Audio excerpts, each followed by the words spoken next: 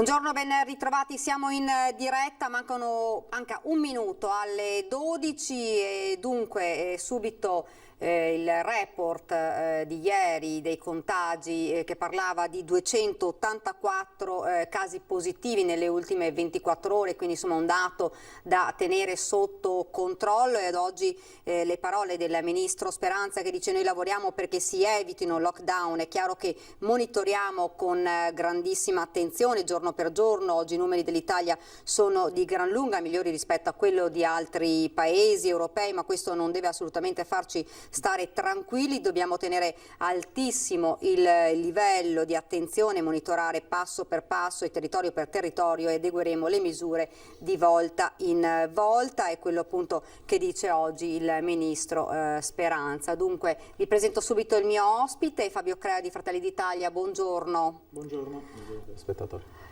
Dunque, Crea, non si parlava più di lockdown, adesso insomma ritorna un po' questa parola che fa paura perché da un punto di vista economico insomma l'Italia non potrebbe di certo risollevarsi. Non ce lo possiamo assolutamente permettere. Anche altri paesi che sono in una situazione epidemica in questo momento anche peggiore della nostra non sono in una situazione di lockdown, perché evidentemente anche dagli altri paesi dal punto di vista economico le nuove chiusure sarebbero una tragedia dal punto di vista economico e sociale. D'altra parte non possiamo neanche considerarci delle isole felici nel momento in cui altri paesi dovessero chiudere per lockdown, perché ormai gli scambi commerciali sono talmente ristretti anche all'interno dell'Unione Europea che inevitabilmente la chiusura di un paese si ripercuote non soltanto per i trasporti o i contatti, ma anche da un punto di vista commerciale anche sull'Italia. Quindi purtroppo dobbiamo continuare a convivere con quella che è la situazione epidemica, certamente meno grave rispetto ai mesi scorsi, anche per l'adozione delle misure di contenimento che sono state adottate a livello mondiale e sicuramente meglio degli altri paesi intercontinentali nel continente europeo. Quindi dobbiamo in ogni modo, ognuno di noi, partendo dai bambini che sono anche culturalmente quelli più avanzati nel rispetto di quelle prescrizioni, perché io continuo a vedere negli asili o nelle scuole dei bambini assolutamente ligi a quelle che le prescrizioni adottate. Deve continuare così negli uffici pubblici, negli uffici privati, dovrà continuare così all'interno delle aziende. I protocolli, le linee guida sono assolutamente efficaci e quindi qualsiasi sbalzo in avanti dei contagi non deve come dire, individuare come obiettivo la chiusura e un nuovo lockdown, ma una maggiore attenzione a quelli che sono i protocolli. Ecco, lo ricordiamo appunto, insomma ieri c'è stato un numero abbastanza importante insomma di numero di contagi nel Veneto, 284 in 24 ore. Adesso stiamo attendendo il report di questa mattina, sperando insomma che i contagi possano in qualche maniera insomma diminuire o fermarsi a questi numeri. Certo, non numeri insomma che possono creare allarme, ma sicuramente numeri che devono essere tenuti in considerazione. Assolutamente, anche perché bisogna considerare, questo è un unico dato aggregato, ma gli altri due dati di riferimento assolutamente importanti sono i contagiati asintomatici, che dal punto di vista scientifico evidenziano evidentemente una carica virale più bassa e quindi anche di infettività più bassa, ma soprattutto i numeri dei ricoverati in terapia intensiva o nei reparti semi-intensivi. Quello credo che sia il dato che dovrebbe procurare maggiore allarme. I 284 contagi, soprattutto di asintomatici, sono un dato di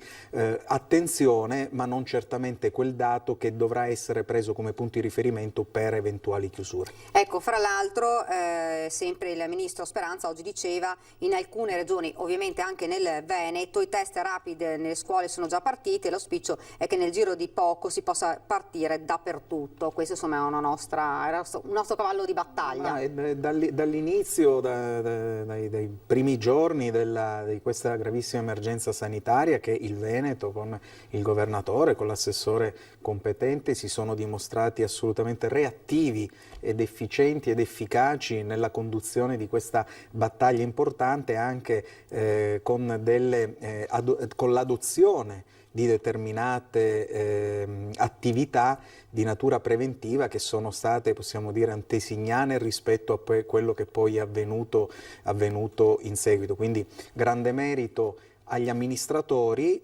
soprattutto in quanto hanno, come dire, ascoltato quelle che erano le valutazioni e le indicazioni del Comitato Scientifico della Regione. Per cui anche questo che oggi viene individuato come un elemento di riferimento anche a livello nazionale non è altro che la conferma della capacità di gestione dell'emergenza sanitaria da parte dei nostri amministratori. Ovviamente tutta questa situazione comunque di continua emergenza per il coronavirus crea un po' di destabilizzazione da parte delle imprese. Fra un po' dovrebbe esserci lo sblocco anche dei licenziamenti e questo potrebbe creare un problema non indifferente, se non vogliamo dire insomma un problema grave, lavoratori che rischiano di rimanere a casa. Lo dicevamo in pieno periodo di emergenza sanitaria, lo abbiamo ribadito noi partiti della coalizione di centrodestra durante tutta la campagna elettorale, che il grave rischio dell'autunno era proprio questa emergenza sociale. Perché sociale? Perché con il termine del divieto di licenziamento, e questo è un primo dato, ma soprattutto il fatto che molti contratti a scadenza non sono stati rinnovati, si parla già adesso per i contratti non rinnovati di 1 milione di posti di lavoro persi. Se a questo ci aggiungiamo le prevedibili conseguenze derivanti dal divieto del blocco dei licenziamenti, noi rischiamo di arrivare a fine anno non soltanto con un calo del PIL vicino al 10% e quindi parliamo di circa 180 miliardi, ma parliamo di una gravissima emergenza sociale per non solo 1 milione di posti di lavoro, ma altrettanti posti di lavoro che si rischia di perdere. In presenza di un'azione del governo centrale che possiamo dire non ho avuto come dire, timore di non manifestare un apprezzamento per la gestione dell'emergenza sanitaria, non così per quanto riguarda la gestione delle esigenze economiche. Se pensiamo che ancora oggi 294.000 cassi integrati non hanno ricevuto, dall'inizio del lockdown non hanno ricevuto la cassa integrazione. Si dirà, ma è l'1% di queste... No, non è l'1%, sono 294 famiglie che non hanno ancora ricevuto la cassa integrazione. E questo significa insomma, che 294 persone insomma, non... Direi famiglie, perché famiglie, molte di queste sono esatto. Monoreddito, tanto per rimanere nella nostra regione. I marittimi di Marghera, nessuno ha avuto la cassa integrazione. Quindi nel momento in cui pensiamo a quelle che sono le emergenze sociali in divenire, pensiamo anche che ci sono tuttora delle situazioni che lo Stato, il governo non è riuscito a gestire dal punto di vista economico, e questo è assolutamente grave e non ci fa che pensare in maniera altrettanto negativa su quella che è la capacità di gestione di quella che sarà sicuramente un'emergenza sociale da qui ai prossimi mesi. E fra l'altro si parla già di una proroga dello stato di emergenza. Sì, ormai abbiamo imparato, questo governo che si deve reggere sui DPCM, quindi atti amministrativi che vengono utilizzati per emanare leggi in maniera del tutto destituita di come dire, correttezza costituzionale e normativa, e con decreti legge che vengono convertiti a colpi di maggioranza, trovano la loro forza, questo tipo di gestione normativa e governativa appunto nello stato di emergenza che verrà prorogato. Abbiamo capito che il Parlamento è del tutto esautorato dei propri poteri, ma la vera emergenza non è quella della proroga dello stato di emergenza, la vera emergenza è l'incapacità del governo di gestire la situazione nei confronti delle imprese e quindi conseguentemente dei lavoratori dipendenti. Ecco, altro tema insomma, che ovviamente in questo momento sta dibattendo sono i vaccini anti-influenzali. Insomma, più di una volta i medici insomma, dicevano che bisogna assolutamente vaccinarsi, è importante il vaccino anti-influenzale in questo momento più che negli altri anni. Adesso insomma, arriva il problema che probabilmente le dosi non sono sufficienti per tutti quelli che ne hanno richiesto.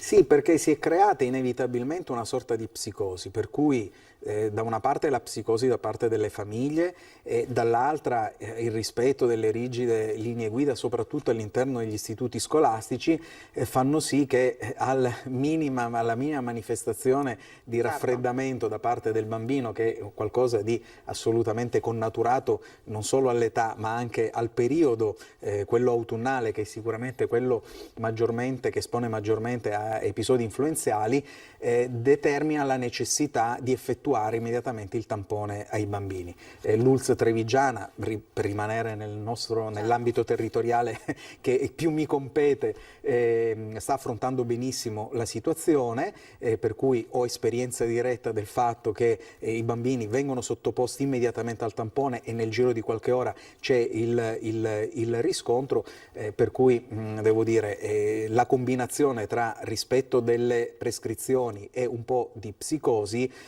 determina questo stato di cose. Il vaccino antinfluenzale certamente aiuterebbe molto, non soltanto la fascia dei più piccoli, ma anche quella degli ultra sessantenni, diciamo così. Speriamo sono certo che la Regione da questo punto di vista riuscirà a essere, come in altre situazioni,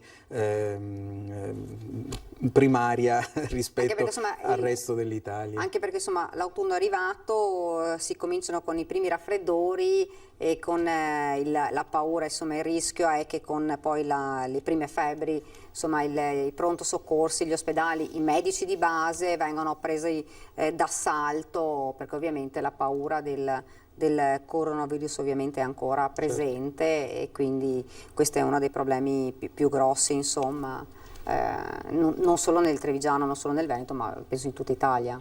Sì, ripeto, da quello che so la ULSS Trevigiana e la Regione Veneto si stanno attrezzando per non soltanto implementare quelli che sono i vaccini antinfluenzali, ma anche per rendere più accessibile e più veloce l'esame, il tampone, nel caso in cui ci dovessero essere quelle manifestazioni, perché sennò il rischio è davvero che si alimenti una situazione di psicosi che porterebbe inevitabilmente a una disertificazione soprattutto delle scuole, cosa che non è ovviamente auspicabile. Per quanto riguarda invece dal punto di vista economico, che cosa dovrebbe fare in questo momento il governo per cercare di sostenere quelle imprese che continuano, insomma? Ma noi di Fratelli d'Italia, innanzitutto la nostra leader Giorgia Meloni lo dice ormai da aprile, quindi ormai siamo al semestre.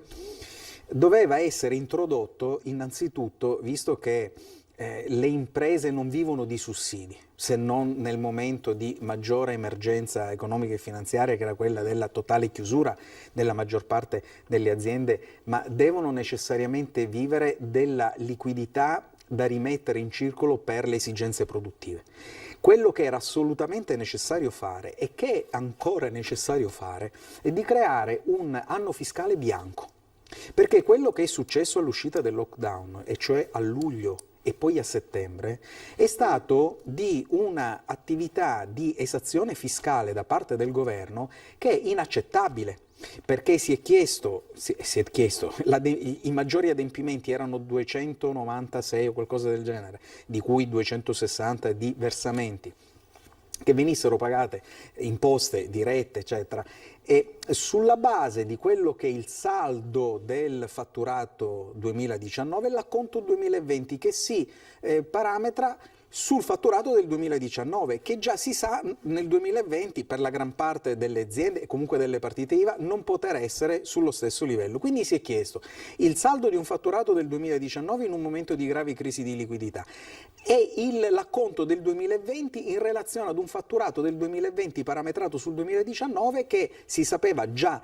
in quel momento assolutamente non in linea con quello che sarebbe stato il fatturato reale. Che cosa ha determinato questo in luglio e poi in settembre, dal 16 settembre con ulteriori versamenti?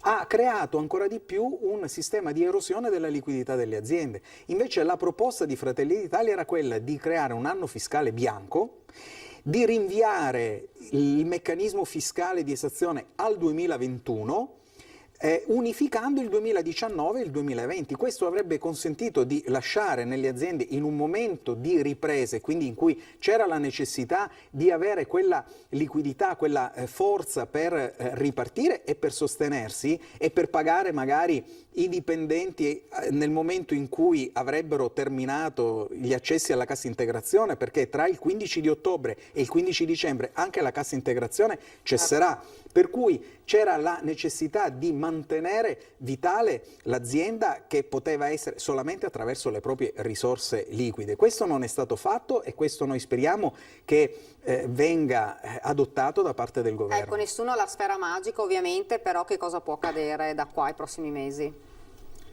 Licenziamenti, fallimenti di aziende, e quando arriverà quello che viene indicata come la panacea di tutti i mali, e cioè il Recovery Fund, verrà erogato nella seconda metà del 2021 per una cifra intorno ai 20 miliardi di euro, quando noi al 31 dicembre avremo perso 180 miliardi di PIL a casse da morto già sigillate per quanto riguarda le imprese e le partite IVA. Di questo lo Stato non si è reso assolutamente conto.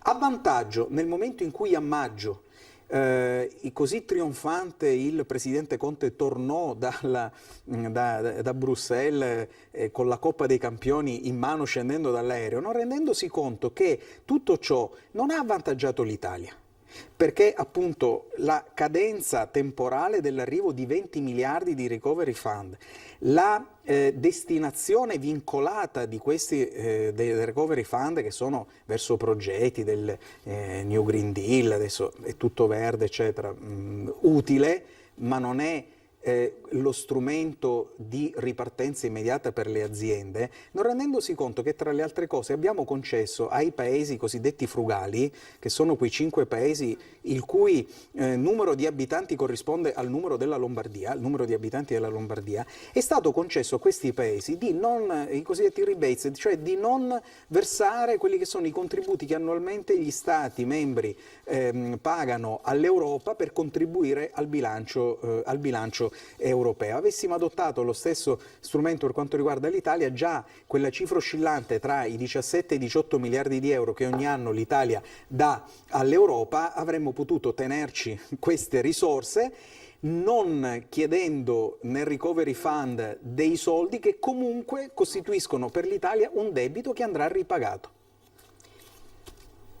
Facciamo invece una valutazione della votazione, insomma uno Zaia che ha preso oltre il 70%, qualcuno dice ce l'aspettavamo, altri dicono insomma non così tanto questo risultato così eclatante. Per una volta i sondaggisti avevano ragione, si era ipotizzato una forbice tra il 72 e il 76% ed è stata assolutamente rispettata verso l'alto. Avevano previsto una debacle da parte della coalizione di centrosinistra e tanto è stato, e questo che dimostrazione è?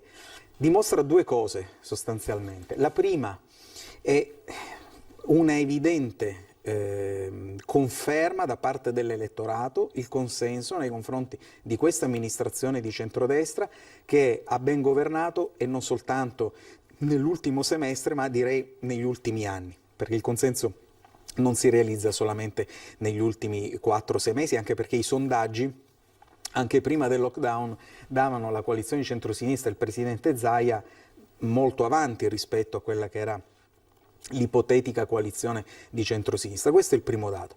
Ma il secondo dato, se mi permette anche sconfortante, è la mancanza di proposta politica del centrosinistra, perché hanno mantenuto sia il candidato dei 5 Stelle che il candidato Lorenzoni con la loro coalizione come indicazione, come progetto politico, come disegno politico, come proposta alternativa a quella del centrodestra, una critica in determinati settori che evidentemente era non soltanto infondata, visto il consenso, ma assolutamente sterile. Perché parlare di cattiva sanità nel Veneto, parlare di opere pubbliche che non dovevano essere fatte, è evidente che tutto ciò è una proposta che si basa sulla semplice contestazione, peraltro di attività che evidentemente i veneti hanno ben considerato da parte dell'amministrazione, e non delle vere proposte alternative. Quindi la semplice contestazione, la strumentalizzazione da parte dell'opposizione non è un progetto politico. Quindi su questo l'opposizione dovrebbe fare le proprie valutazioni. Poi c'è anche il fatto che adesso il Partito Democratico ha detto che Lorenzoni era un candidato debole. È anche vero che probabilmente hanno scelto Lorenzoni perché nessuno del Partito Democratico ha inteso mettersi in gioco contro il governatore Zaia. Per quanto riguarda Fratelli d'Italia, visto che rappresento Fratelli d'Italia, mi permette una considerazione: il risultato del 9,5% è un risultato non positivo, ma addirittura eccezionale, proprio tenuto conto del fatto che è stata un'elezione, io l'ho definita scherzosamente, ma credo molto concretamente, non un'elezione regionale ma un'elezione personale, perché come dire, l'indicazione di Zaia proviene anche da settori del centro-sinistra, quindi certamente il nostro governatore ha drenato moltissimo consenso, anche all'interno della stessa gruppo Lega, diciamo così, tanto per non creare dualismo. Quindi inevitabilmente anche i partiti della coalizione hanno risentito di questo consenso da parte del governatore, che non è di Fratelli d'Italia.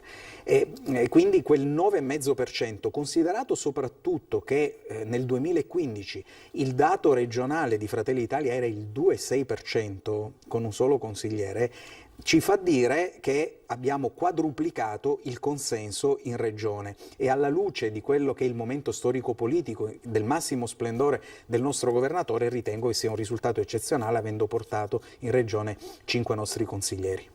Ecco, io farei una finestra però di cronaca, perché leggo adesso che i carabinieri della compagnia di Castelfranco hanno arrestato in flagranza un uomo di 47 anni residente a Fonte che ieri sera aveva esploso alcuni colpi di pistola davanti ad un locale, fuggendo poi in automobile. L'uomo, originario del Vicentino, residente in zona, impugnando l'arma davanti al locale, ha minacciato alcuni clienti esplodendo in aria alcuni colpi, quindi si era allontanato velocemente in macchina. I militari lo hanno localizzato all'interno di un'abitazione del comune trevigiano, trovandolo in possesso di una pistola Beretta con matricola a brasa e di un caricatore con 8 cartucce, un fucile doppietta calibro 16 con un'ottantina di cartucce e una roncola. Le armi sono state sequestrate, l'uomo è stato arrestato per porto, detenzione di armi clandestine, porto di oggetti atti ad offendere, minaccia e ricettazione. E non solo, c'è stata anche una grossa operazione da parte della polizia di Venezia insieme alla polizia di Monopoli con 3 arresti per quanto riguarda la droga, e ce ne parla la nostra Anna Maria Parisi da Venezia.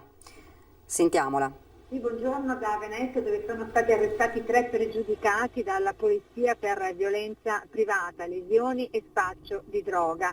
In carcere così sono finiti un 32enne e domiciliari i suoi compagni, 2 33enni, avevano aggredito un tossicodipendente sospettato di essere un informatore della polizia.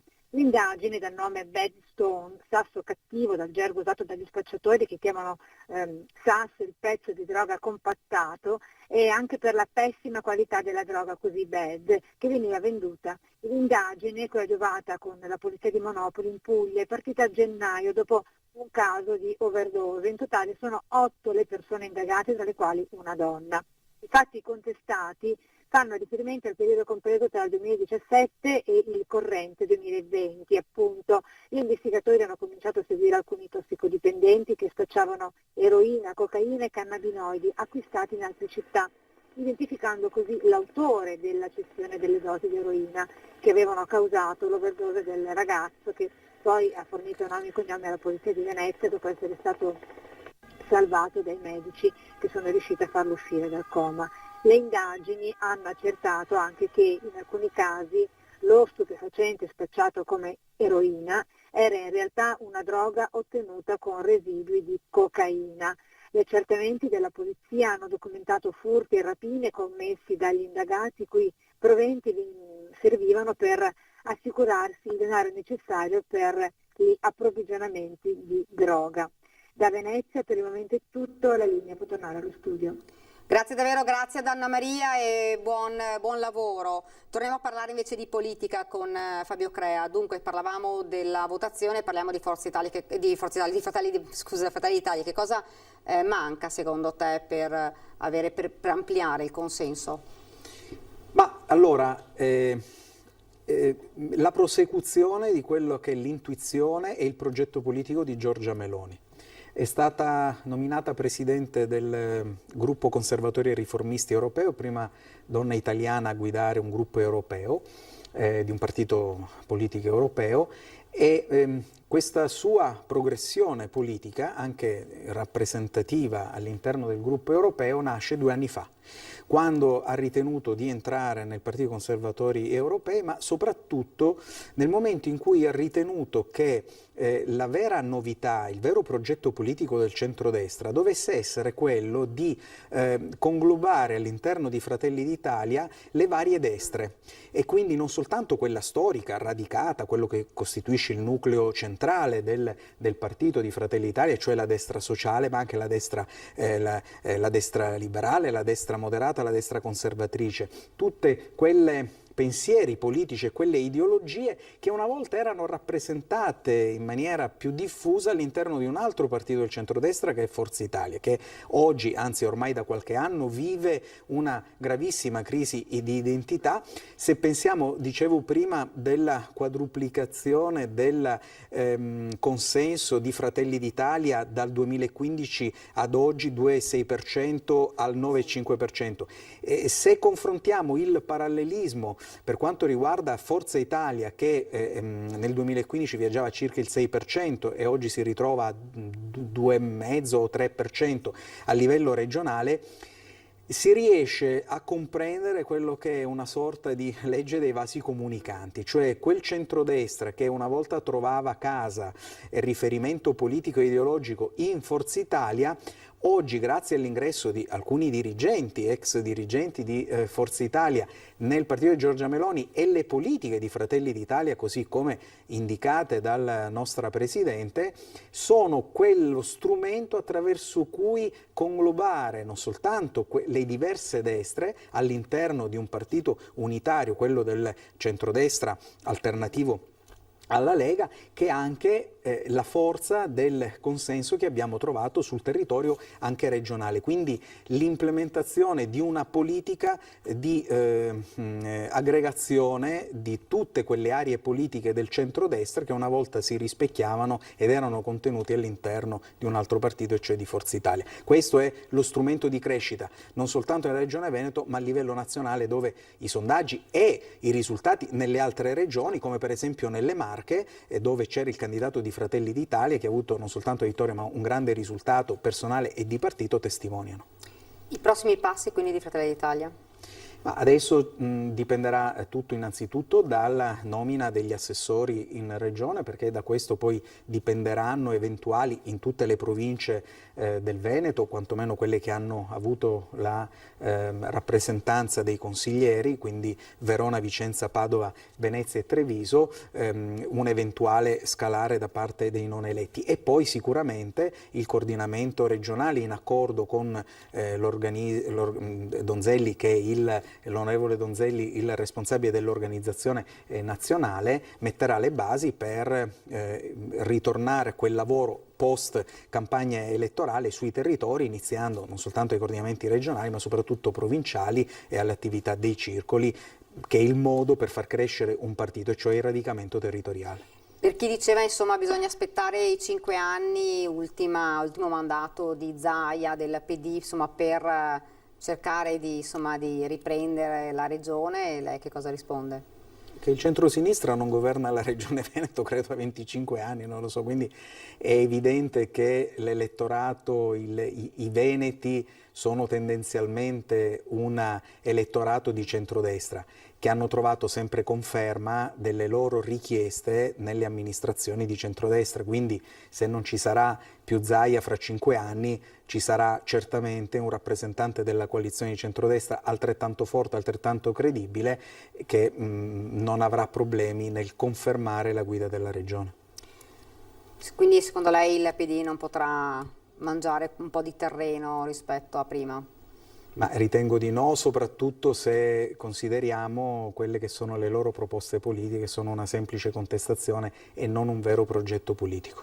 Quindi da qua comunque si parte adesso, insomma, per continuare a ad operare e lavorare, insomma? Guardi, ritengo che il risultato elettorale sia solamente una conseguenza del buon lavoro e della buona amministrazione nel corso dei 5 anni. Quindi non ci deve essere il progetto di costruire qualcosa, si tratta di continuare a governare e amministrare in maniera eccellente, come è stato fatto nel corso di queste legislature, dando ai cittadini la conferma della loro ottima scelta. Dopodiché sarà assolutamente naturale una riconferma della coalizione di centrodestra.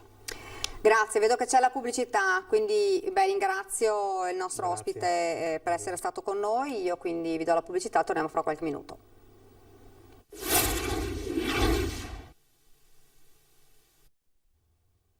Rieccoci nuovamente in studio, vi presento l'ospite, abbiamo Paola Roma, Presidente della Conferenza dei Sindaci dell'ULSS 2 Marca Trevigiana, buongiorno. Buongiorno Daniele, buongiorno a tutti i telespettatori. Dunque con lei parliamo di vaccini anti-influenzali, insomma una richiesta, abbiamo sentito insomma anche dai nostri telespettatori che è davvero grande, tutti in attesa, farmacie dovrebbero arrivare sembra nei prossimi giorni. Da parte vostra avete pensato dei punti per poter vaccinare le persone, dei punti insomma per i medici di base? Sì, allora grazie alla direzione generale, al direttore generale dottor Benazzi, con la conferenza dei sindaci è stata condivisa la possibilità richiesta anche dalle sigle sindacali dei medici stessi di dare delle strutture delle amministrazioni, e io ringrazio i colleghi perché nei 95 comuni, anche associandosi, circa 70 sono le strutture che i comuni hanno dato a disposizione chiaramente dei medici. Oltre a questo tutto quello che riguarda la sanificazione anche delle nostre strutture, che viene garantita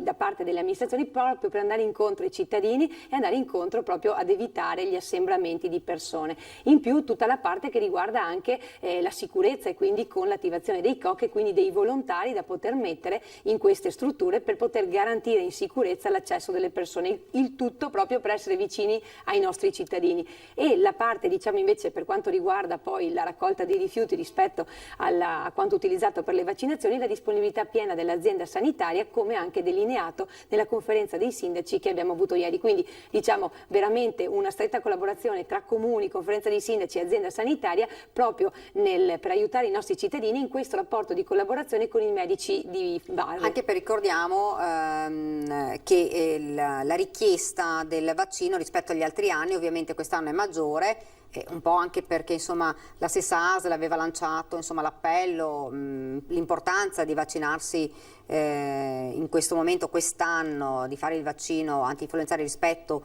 agli altri anni, proprio per evitare anche che i sintomi di un'influenza, magari di una sola influenza, possa magari essere scambiata per i sintomi invece del Covid, e quindi creare poi l'assembramento in realtà nei pronti soccorso oppure insomma dei medici di base per paura del coronavirus. Quindi insomma ovviamente adesso la richiesta da parte delle famiglie è maggiore. A livello di dosi qualcuno diceva non ce ne sono, non arriveranno per tutti. Cosa accadrà? Al momento, come ci ha detto anche la Regione Veneto, il nostro governatore Luca Zaia, e quello che ha seguito anche l'assessore Lazzarin, è chiaramente l'arrivo per tutti quanti. Chiaramente sappiamo che i numeri sono differenti, ed è proprio per questo che anche noi stessi sindaci, per evitare chiaramente che ci siano intasamenti, come dicevi appunto tu Daniele, anche nei pronti soccorsi eccetera, di dare la disponibilità delle strutture, quindi un'apertura del territorio rispetto a questo. È chiaro che contiamo proprio su questo rapporto di collaborazione che rispetto alla squadra conferenza dei sindaci ULSS ha sempre funzionato nella gestione anche nella nostra provincia rispetto a tutte quelle che sono state le varie attività collegate, però appunto che anche i medici di base colgano questa disponibilità di tutte le amministrazioni che, ripeto, anche associandosi hanno dato una risposta piena e capillare in tutti i 95 comuni. Ecco, quali sono i punti che avete scelto per poter far vaccinare insomma, i medici? Passano dalle palestre rispetto a delle sale che magari sono di disponibilità delle amministrazioni, certo, situazioni di spazi molto ampi che permettano anche un'entrata e un'uscita differenziate, e chiaramente anche la messa in sicurezza con i volontari della protezione civile. Quindi diciamo che più che altro sono queste strutture che già noi come amministrazioni abbiamo, chiaramente accordandosi sulle date, proprio perché le attività sportive che hanno appena ripreso e sulle quali anche in sicurezza si fanno gli ingressi e le uscite degli atleti con le sanificazioni delle varie società sportive, è stata una cosa che è stata gestita anche in collaborazione col Dipartimento di Prevenzione e con i tecnici della prevenzione, che ringrazio per il supporto che hanno dato a tutti quanti i comuni. Oltre a questo profilo, proprio parlando delle palestre, ci sono anche tutti i corsi di formazione che l'azienda sanitaria, in particolare il Dipartimento di Prevenzione e l'area minore infanzia e adolescenza hanno preso in considerazione, formando proprio con la medicina dello sport circa 1100 società sportive in videoconferenza, sulle quali insomma sono anche andati a dare una risposta a tutti i nostri comuni. Quindi ringrazio il dottor Benazzi per la disponibilità che ha dato proprio in continuità, perché se ricordiamo, Daniela, siamo partiti con i centri estivi, con la formazione, poi la formazione fatta sempre dal Dipartimento di Prevenzione e dell'area minore infanzia, adolescenza, famiglia, a tutti quelli che erano gli insegnanti, e poi anche la registrazione, perché sappiamo che arriveranno anche dei supplenti, e quindi queste registrazioni che sono state fatte proprio dal Dipartimento di Prevenzione per poter mettere a disposizione questo know-how della nostra azienda sanitaria anche per chi arriverà dopo, e quindi questa stretta collaborazione con il provveditore degli studi della nostra provincia di Treviso, e successivamente si è arrivati anche a questo, passando anche poi dai nonni vigile e tutti quelli che ci aiutano. Vogliamo anche ricordare l'importanza della formazione. Sicuramente la formazione è fondamentale, anche perché, e lo abbiamo proprio dimostrato nelle persone che sono state formate dalla nostra azienda sanitaria, avendo anche i loro collegamenti riusciamo a dargli anche delle informazioni puntuali e precise anche sull'evolversi, perché come abbiamo visto arrivare DPCM, ordinanze e quant'altro e modificarsi poi le linee guida, è chiaro che avendo gli indirizzi anche delle nostre società sportive, ma come degli insegnanti, ma come anche di tutti i volontari che ci aiutano, chiaramente riusciamo anche a dare delle informazioni successive a quelle che è l'evolversi della situazione, e su questo devo ringraziare davvero l'azienda sanitaria che con noi comuni ha fatto squadra e costantemente e quotidianamente ci manda anche tutti gli aggiornamenti che servono chiaramente per la gestione migliore delle nostre comunità. Ecco com'è la situazione nelle case di riposo. Insomma, abbiamo visto che a livello generale sono aumentati i casi positivi non asintomatici, quindi ricordiamo, insomma, non sono persone che si trovano ricoverate, ma sono persone che sono positive al coronavirus. Insomma, ieri un numero importante, 298 nell'arco delle 24 ore. Nelle case di riposo la situazione invece è abbastanza sotto controllo. Certo, sotto controllo, e ringrazio le case di riposo per questo, proprio sia i direttori che i presidenti, perché anche il personale che chiaramente con gli scrupoli e tutte le precauzioni del caso chiaramente notiamo dei numeri molto bassi sia tra gli operatori che anche chiaramente tra gli ospiti. Questo per mettere anche in sicurezza tutti quei familiari che chiaramente sono stati costretti al distanziamento anche in alcune strutture proprio in questo periodo, proprio per contingentare questa cosa. Ringrazio anche gli operatori delle case di riposo, perché davvero a partire da loro, ma anche agli addetti delle pulizie, chiaramente chi ha degli accessi nelle nostre strutture chiaramente ha delle modalità operative che corrispondono a quello che è il risultato che stiamo vedendo, e quindi anche un rispetto delle regole e chiaramente a un rispetto dei nostri ospiti che sono all'interno delle strutture. Questo sia per quanto riguarda non solo chiaramente l'area degli anziani, ma anche per l'area della disabilità che sta procedendo da quella parte. Chiaramente l'altro punto su cui volevo porre l'attenzione, Daniela, è anche la parte dell'assistenza scolastica che i nostri comuni con il bilancio del sociale pagano all'azienda sanitaria attraverso quella che è la prestazione che viene fatta ai ragazzi, e qui ringrazio anche le associazioni delle famiglie che chiaramente sono state in stretto contatto con i nostri servizi, che ringrazio ulteriormente, perché chiaramente per chi ha delle difficoltà ad aver accettato, se ricordavamo già l'utilizzo dei gruppi e quindi questo patto tra le famiglie eccetera, e sta rientrando in una situazione di normalità, chiaramente sono tutti operatori con la quale la nostra azienda sanitaria si è interfacciata per garantire con questi enti gestori la possibilità di fruizione appieno del servizio. È chiaro che in questa panoramica l'assistenza scolastica va ad intersecarsi con un altro fattore in cui la nostra azienda sanitaria con la conferenza dei sindaci ieri è intervenuta, ed è quindi un portare avanti un progetto che, se già dal punto di vista sanitario vede i referenti Covid del Dipartimento di Prevenzione e dialogare con i referenti Covid delle scuole proprio per andare a monitorare i casi dei ragazzi, c'è anche bisogno di un supporto psicologico dei ragazzi, ma non solo dei nostri ragazzi con disabilità che seguiamo con l'assistenza scolastica, ma anche con i nostri ragazzi che costantemente, chiaramente sotto il profilo psicologico, hanno subito chiaramente questa parte del distanziamento. Questo lavoro chiaramente è valorato da quello che è stato il progetto fatto con la conferenza dei sindaci rispetto ai centri estivi, ha portato a dei risultati, e proprio ieri si è condiviso di percorrere anche questo ulteriore work in progress che servirà chiaramente di supporto con queste figure degli educatori all'interno delle nostre scuole, proprio di aiuto anche agli insegnanti. Ecco, riguardo ai test rapidi, insomma c'era la proposta di fare come nelle case di riposo, quindi ogni tot ogni periodo fare insomma teste rapide un po'. Sì, questa è una delle proposte che è emersa. Chiaramente credo che il passaggio importante che la Regione Veneto ha dato è proprio quello che diceva il nostro Presidente Luca Zaia rispetto ad andare a screenare immediatamente i ragazzi nelle scuole. Questo è fondamentale perché chiaramente abbiamo anche fasce e situazioni di ragazzi, dai ragazzi più grandi ai ragazzi più piccoli, che sono differenziate, quindi creare un'indagine epidemiologica immediatamente nella classe, quindi andare ad isolare effettivamente quei casi senza dover far stare a casa tutta la classe, chiaramente mette in condizioni di tranquillità non solo le famiglie e che quindi a cui le amministrazioni seguono costantemente questa parte, ma chiaramente anche la struttura scolastica con gli insegnanti e quant'altro è fondamentale, e quindi credo che sotto questo profilo sia una risposta importante data al territorio. Infatti noi vorrei mandare in onda, se possibile, la regia, se ci riesce, il servizio che abbiamo fatto noi ieri proprio sui tamponi nelle scuole, di Marta Marangon.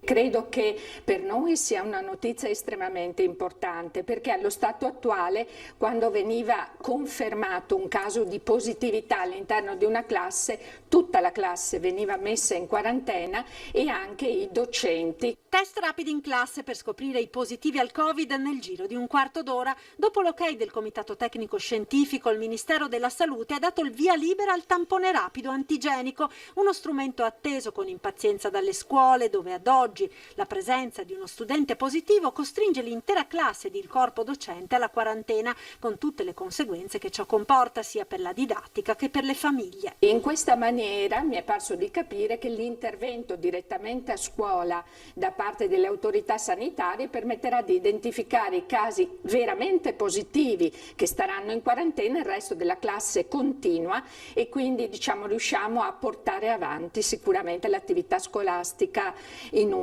modo decisamente migliore, altrimenti una classe dopo l'altra nell'arco di un mese, a parere mio, non avremmo avuto la possibilità proprio di tenere aperto. I dirigenti scolastici ora attendono le linee guida per poi procedere con la richiesta dell'autorizzazione ai genitori di effettuare il test ai propri figli qualora in classe venisse individuato un positivo. Ora attendiamo anche noi le nostre istruzioni che ci verranno dall'ufficio scolastico e ovviamente dal Dipartimento di Prevenzione, e poi procederemo con le autorizzazioni. Io credo che anche i genitori la valutino come una misura efficace e positiva per quanto può riguardare proprio la gestione di questi casi. Insomma, va incontro all'interesse di tutti, secondo me.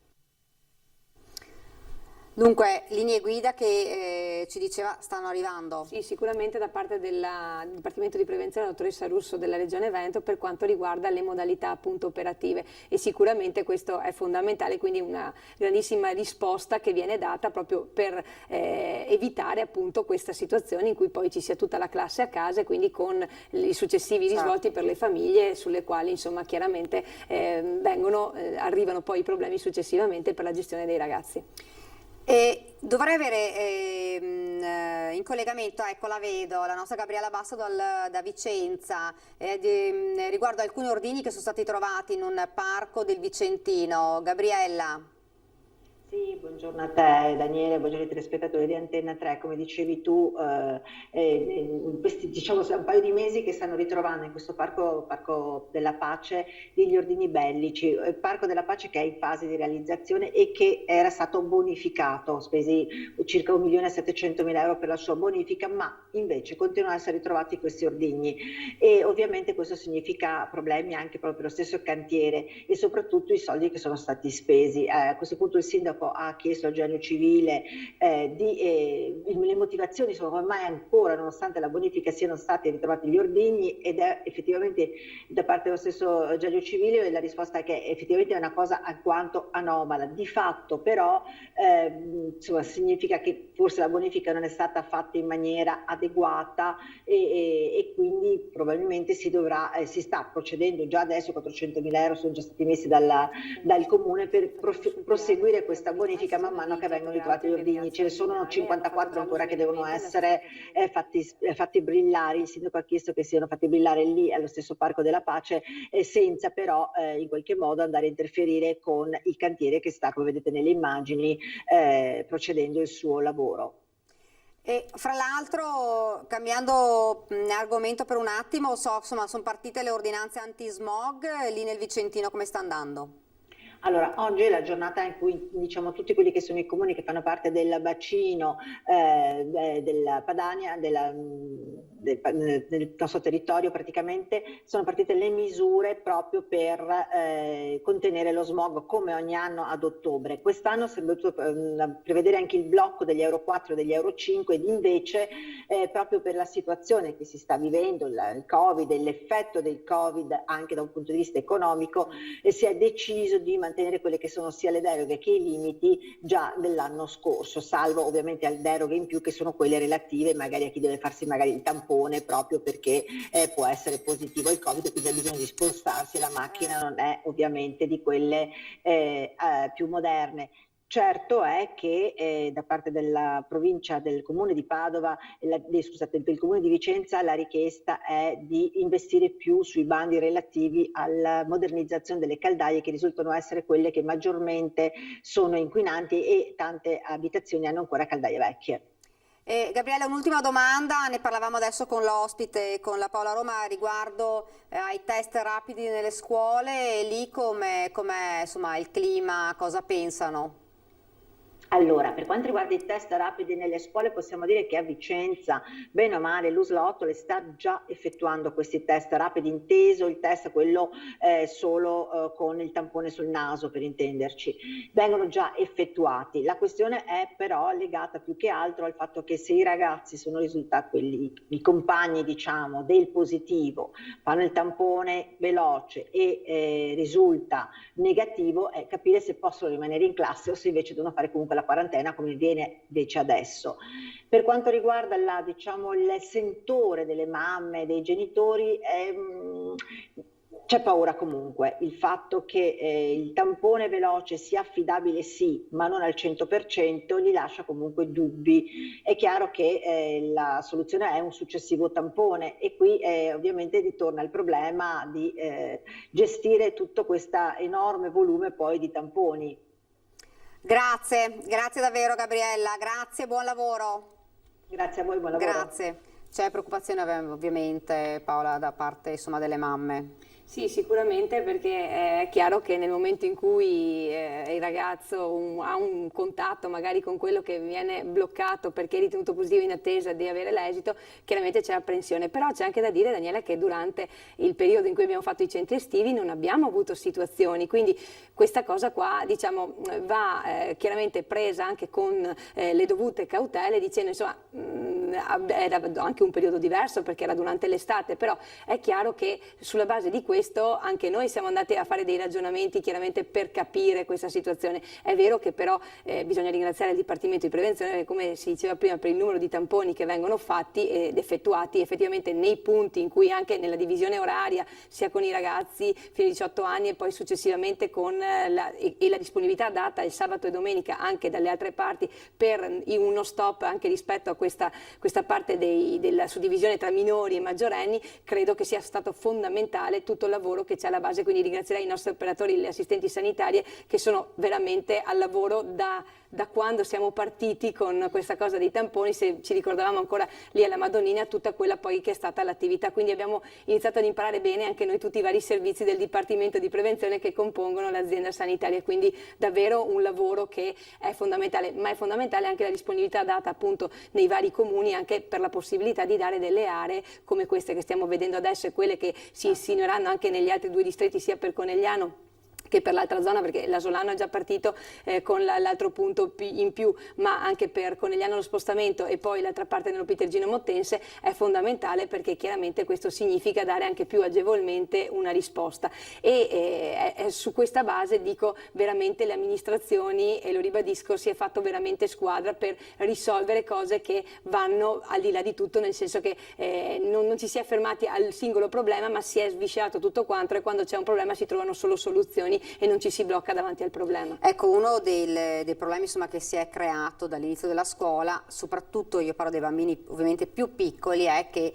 con il raffreddore, insomma una cosa che poi è abbastanza naturale nei bimbi piccoli, però con i primi raffreddori insomma si rischiava insomma di dover mandare i bambini a fare il tampone perché ovviamente la paura è più grande magari un po' della logica, insomma. Sì, su questo diciamo che sono i nostri pediatri insomma e i medici di medicina generale che chiaramente hanno la loro modalità chiaramente operativa per quanto riguarda la verifica di questo.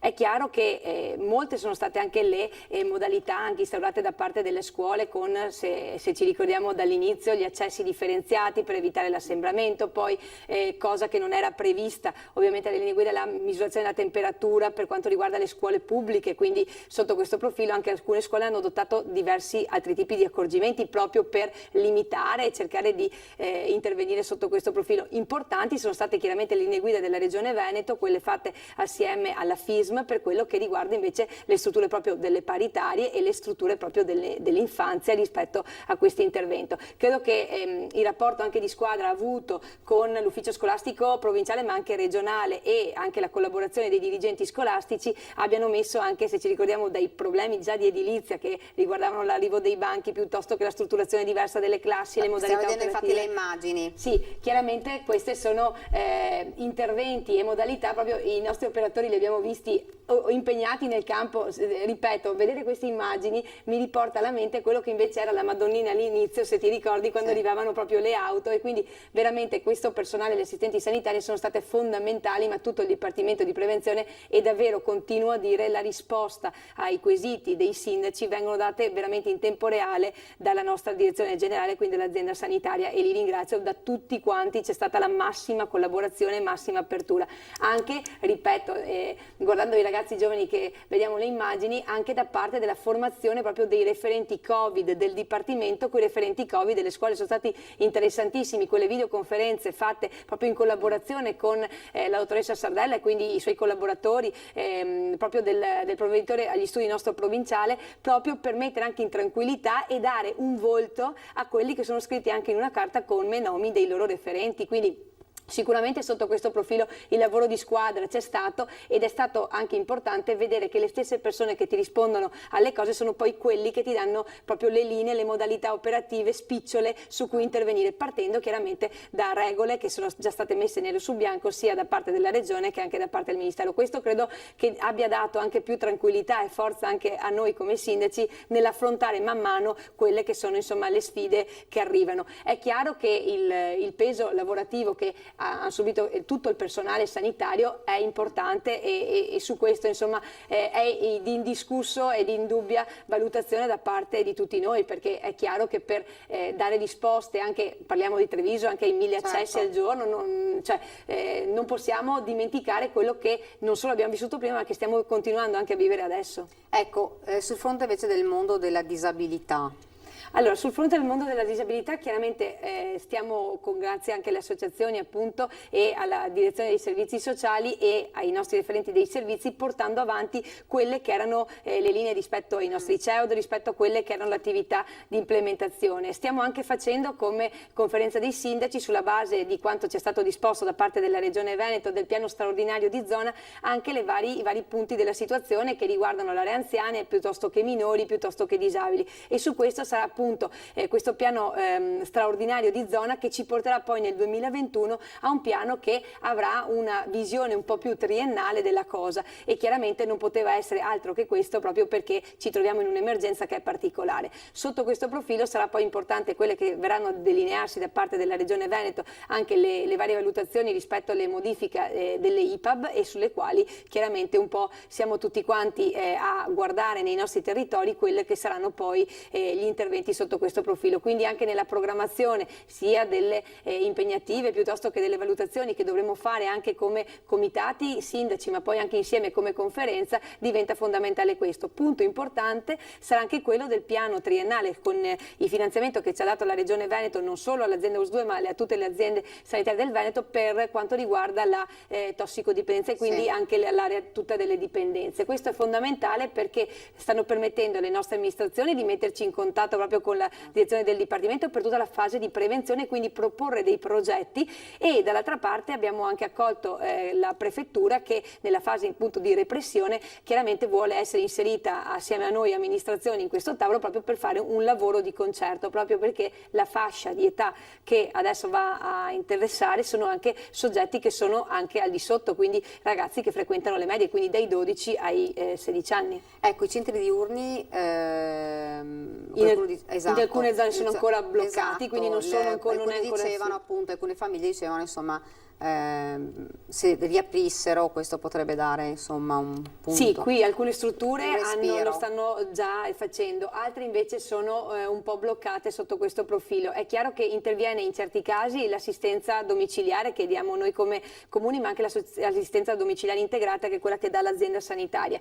Si sta cercando di sopperire in questa modalità. È chiaro che l'intervento proprio di apertura sotto questo profilo, pensiamo alle case di riposo che chiaramente continuano ad avere i tamponi costantemente, e ringrazio la task force perché davvero stanno facendo un lavoro immenso e immane sia per quanto riguarda la parte della non autosufficienza, quindi poi della parte dell'area anziani, ma anche appunto per l'area disabilità, perché chiaramente sono tutte le nostre comunità e i nostri centri che vengono anche questi costantemente tamponati e visionati dalla task force. Quindi una task force che per fortuna che da quando è partita chiaramente si è sempre più implementata di persone e che quindi sta cercando anche di tenere monitorato questo. È chiaro che la sicurezza ci deve essere nel rispetto sia degli stessi operatori che lavorano all'interno delle nostre strutture, ma anche degli stessi ospiti, e credo che anche i familiari di chi insomma ha un ospite all'interno delle strutture siano proprio preoccupati rispetto a questo, ad avere anche la tranquillità che chiaramente con le verifiche del caso e quindi con i controlli del caso ci sia anche una tranquillità rispetto a questo, quindi si tenta di sopperire chiaramente con questo tipo di interventi.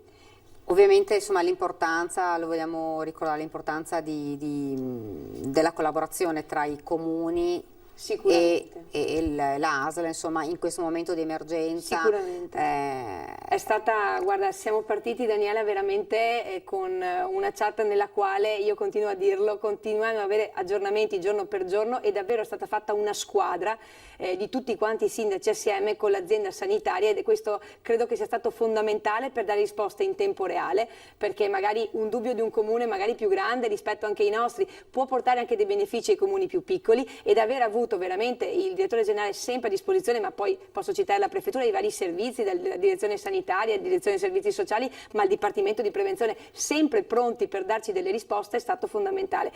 Alcune fasce che non ti ho citato, per esempio quella dei sollievo Alzheimer, che era anche un'altra attività che chiaramente veniva seguita dai nostri centri sollievo, devo ringraziare anche loro perché chiaramente in maniera contingentata prima, ma adesso man mano con la disponibilità data dall'azienda sanitaria anche di riprendere questo tipo di attività e dei volontari in maniera ovviamente contingentata, stiamo cercando di dare risposta anche sotto questo profilo, che chiaramente è una delle cose che preoccupa un po' più le amministrazioni anche per la programmazione proprio all'interno dei piani di zona. Grazie davvero a Paola Roma. Io vedo che c'è la pubblicità, quindi ci fermiamo per un attimo di pubblicità, poi torniamo in studio e ringraziamo Paola Roma. Grazie. Grazie a te, grazie a voi.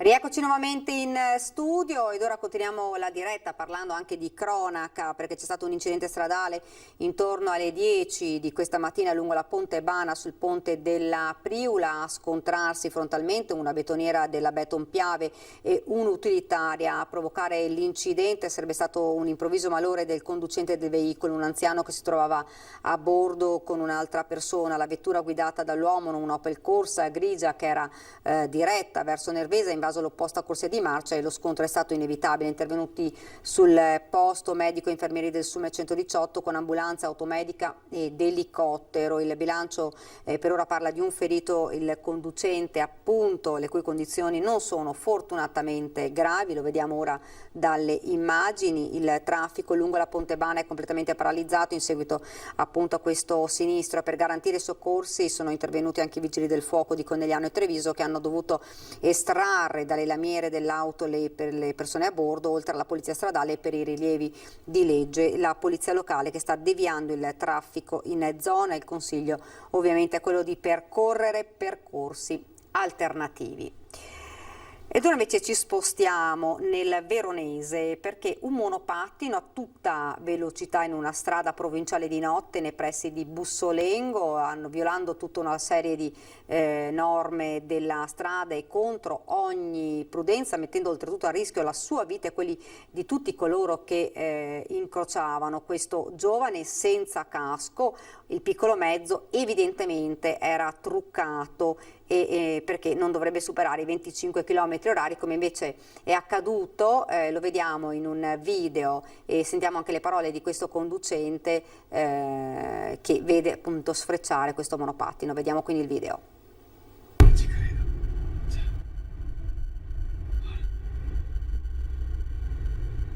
No, è fuori, ma questo qua si è messo a superare prima le macchine. Guarda, adesso supererà questo, guarda. Guarda. Fantastico.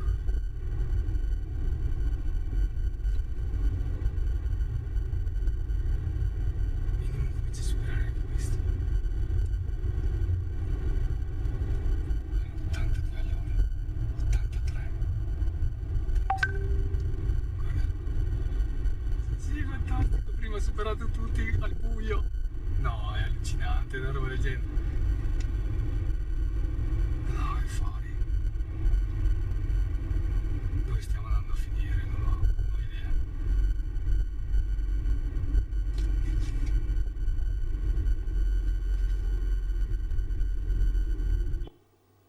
Dunque avete visto le immagini, un monopattino che sicuramente andava ad una velocità superiore, quindi un monopattino truccato che metteva comunque a rischio la sua incolumità ma anche l'incolumità delle persone che incrociavano questo giovane che sfrecciava e superava addirittura le automobili. Continuiamo a parlare di cronaca, di sicurezza anche, e ci spostiamo invece a Padova perché dopo le aggressioni di quest'estate il comune di Padova ha deciso di potenziare la videosorveglianza in centro storico con 3 nuove telecamere più illuminazione attorno a Piazza Duomo, una richiesta che arrivava anche dai cittadini, quindi sentiamo.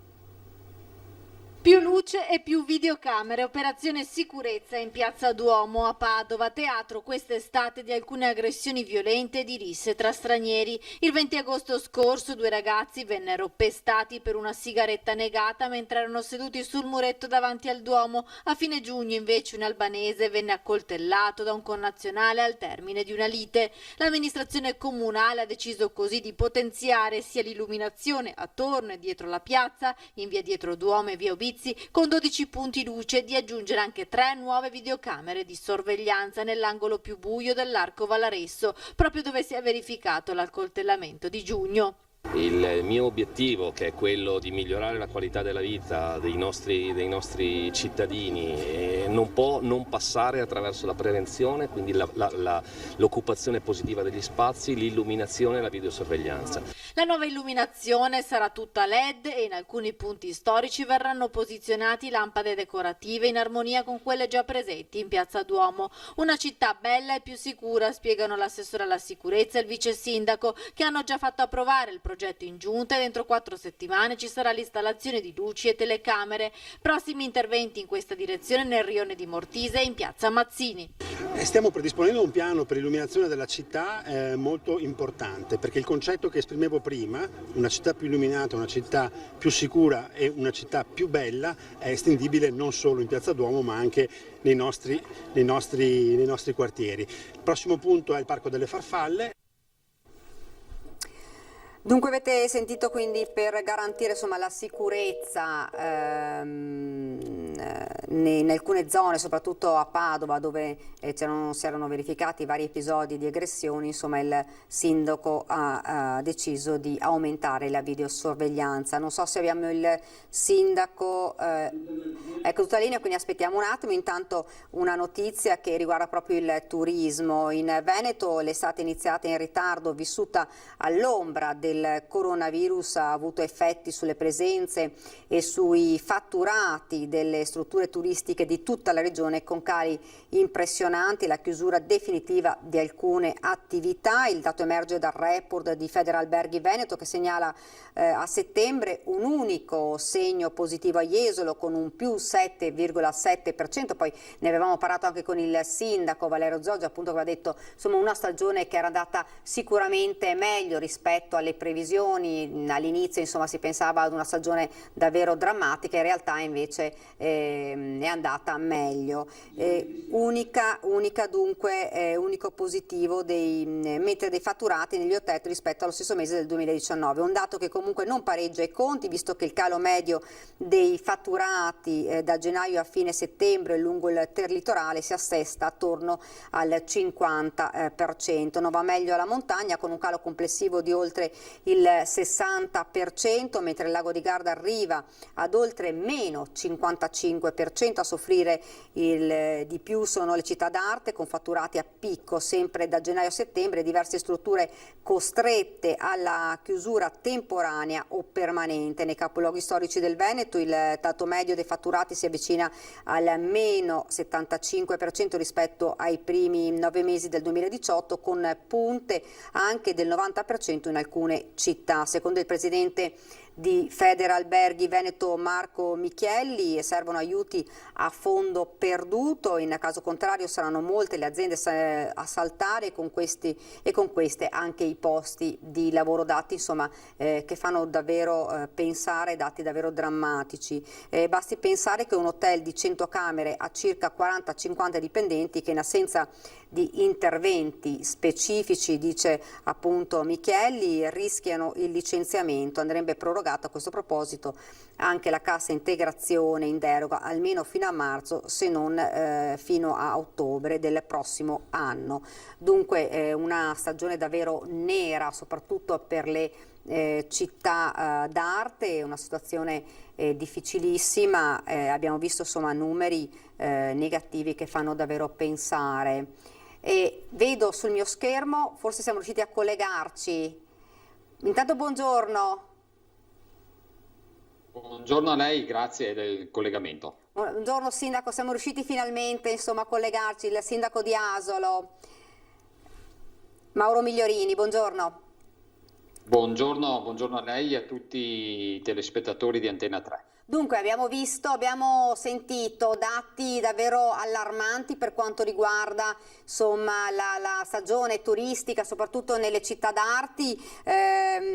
Ci ha spiegato il presidente di Federalberghi Veneto. Ad Asolo com'è andata questa stagione?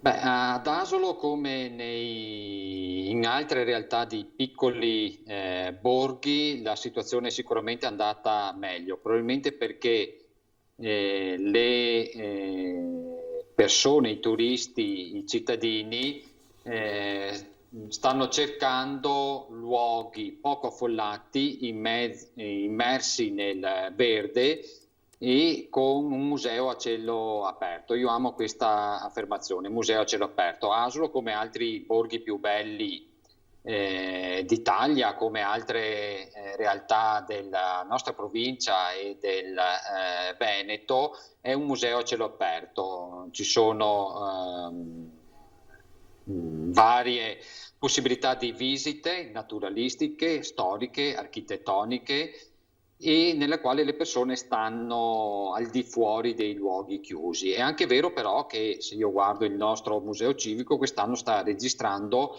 più presenze rispetto all'anno scorso. Io ho un dato tangibile, concreto, che riguarda sia i numeri delle persone che accedono al nostro museo, anziché la rocca, anziché il castello o la torre civica, e sono raddoppiate rispetto all'anno scorso. Quindi insomma in controtendenza rispetto ad altre città d'arte hanno trovato, insomma hanno avuto invece numeri negativi. E a livello invece di strutture ricettive, com'è andata la stagione?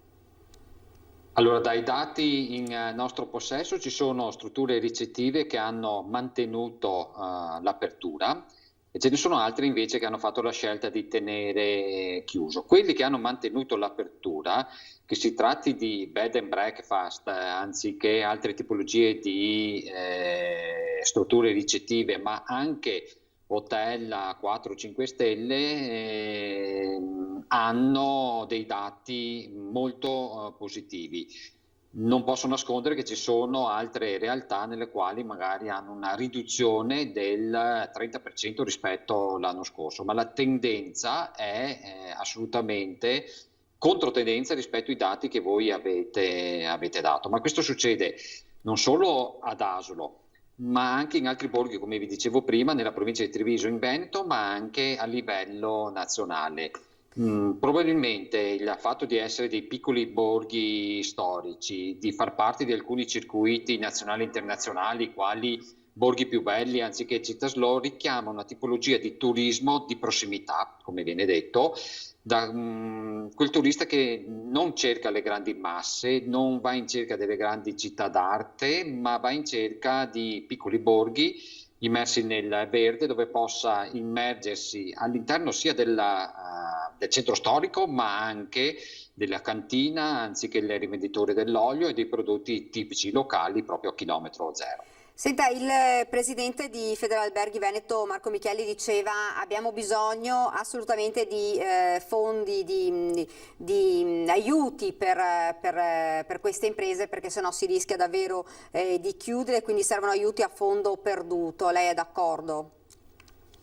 Condivido appieno l'appello del presidente.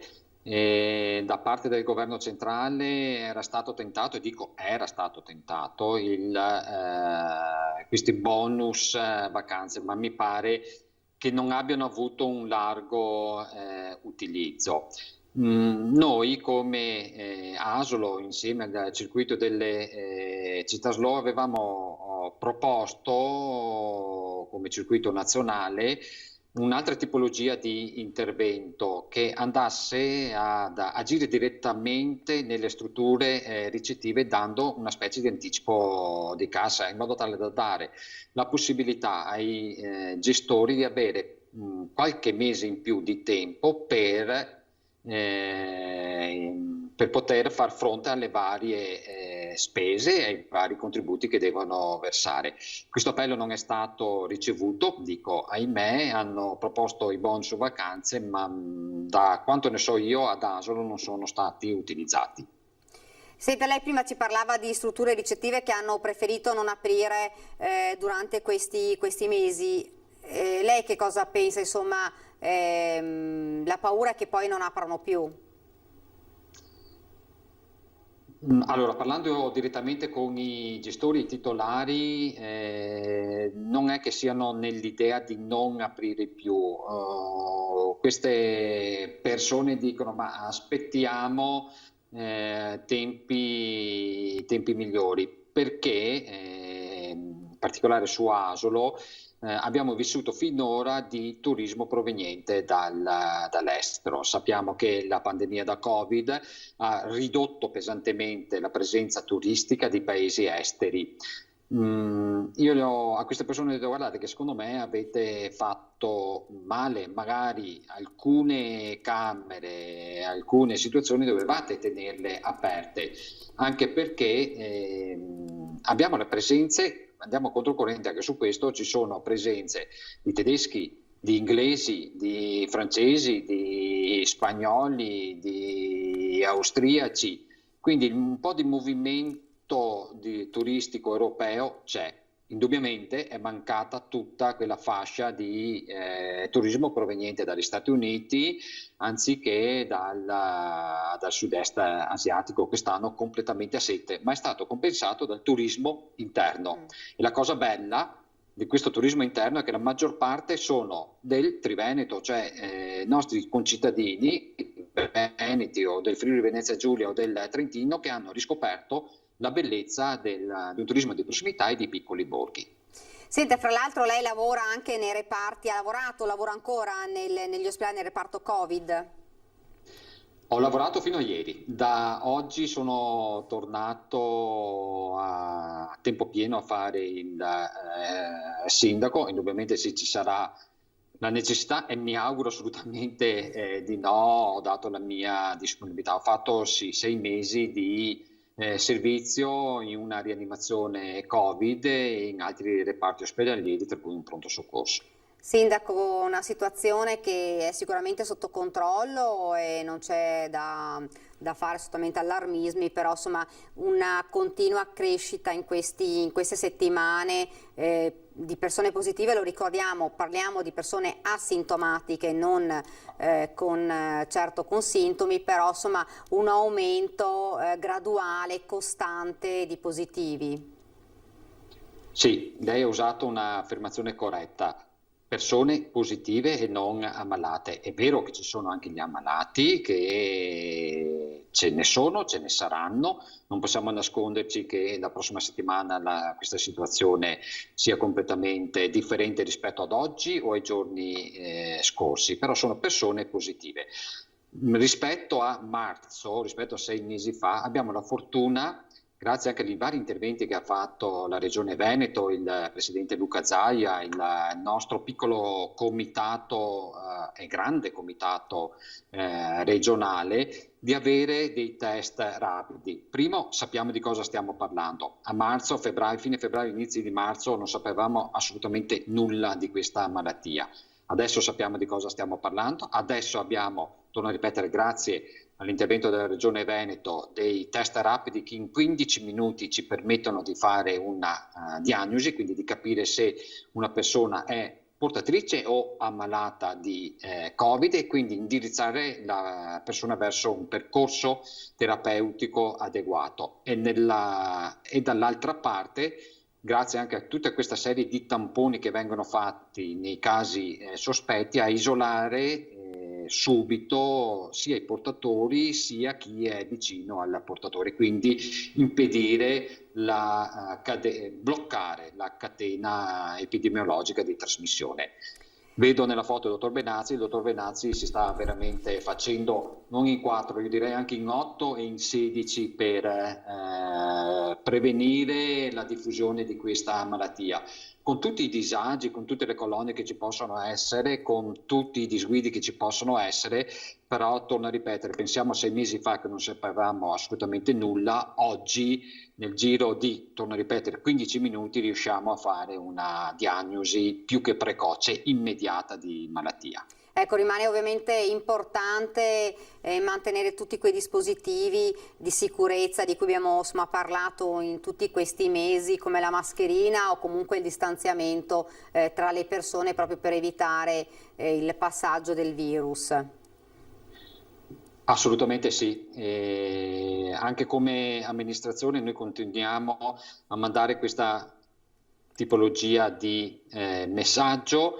Distanziamento sociale, uso della mascherina, igienizzazione delle mani, areazione dei locali ed evitare gli assembramenti. La maggior parte dei cittadini, dei nostri cittadini, sono molto ligi e attenti a queste indicazioni. Poi non possiamo nasconderci neanche in questo caso che ci sono dei casi nei quali le indicazioni non vengono rispettate. Ma quando non rispettiamo queste indicazioni dobbiamo ricordarci che mettiamo a repentaglio la nostra salute e la salute delle persone che ci stanno attorno o magari anche di quelle che abbiamo a casa o vicino a noi. Sono 3 cose, le ripeto perché fa sempre bene ripeterle: mascherina, certo, igienizzazione delle mani e il distanziamento, cose che abbiamo utilizzato, che stiamo utilizzando anche all'interno degli uffici comunali, all'interno del comune, e da lunedì che abbiamo riaperto il centro sollievo Alzheimer anche per accogliere i malati di Alzheimer nel centro diurno. Senta, se lei dovesse raccontarci in pochissimi minuti, insomma, questi 6 mesi vissuti in una rianimazione, sicuramente una delle parti più difficili ovviamente, Covid, come potrebbe raccontare questa sua esperienza? Beh, è un'esperienza che mi ha fatto invertire anche alcuni valori, dove il valore della solidarietà della vita, se avevano una prevalenza, adesso diventano il 100%. Nello stesso tempo l'esperienza che ho vissuto, se la confronto magari con gli anti-negazionisti, con chi dice che la mascherina non serve, che il distanziamento non serve, che è solo frutto dei poteri forti, gli direi magari se venite con me o se venivate con me vedevate delle situazioni umane, familiari e personali veramente sconvolgenti. Persone che entravano in pronto soccorso con la febbre, con la tosse 6 mesi fa, non accade oggi, accadeva fino a 5 mesi. Abbiamo un problema con il collegamento, è caduta probabilmente la linea. Ecco. No, ci sono. Eccomi qua, perfetto. Sindaco, non so se riesce a sentirmi, si è di nuovo bloccato. Ci stava raccontando. Io vi sento. Ecco, Sindaca ci stava raccontando appunto dei drammi familiari, insomma, quando si entrava in una rianimazione. Esatto. Il dramma familiare del proprio genitore, anziché marito o magari anche il figlio, che entrava non solo in rianimazione, ma che entrava nel pronto soccorso, poi per X tempo, una settimana, 10 giorni, un mese, non aveva più alcuna possibilità di contatto con i propri cari. Chi entrava in rianimazione magari entrava anche con un po' di coscienza, ma la progressione repentina della patologia lo portava sia a perdere coscienza che alla necessità di interventi molto più intensivi. Ecco, vedere questo dramma di queste persone che cercavano l'aiuto con gli occhi, con una stretta di mano, con la lacrima sugli occhi, è una cosa che mi ha fatto cambiare alcune valenze della mia vita. Sindaco, la ringrazio. Grazie davvero anche per averci raccontato questo. Grazie davvero, Sindaco. Grazie, buon lavoro. Buon pomeriggio. Grazie, buon pomeriggio. Ci fermiamo ancora per un'altra piccola pausa pubblicitaria.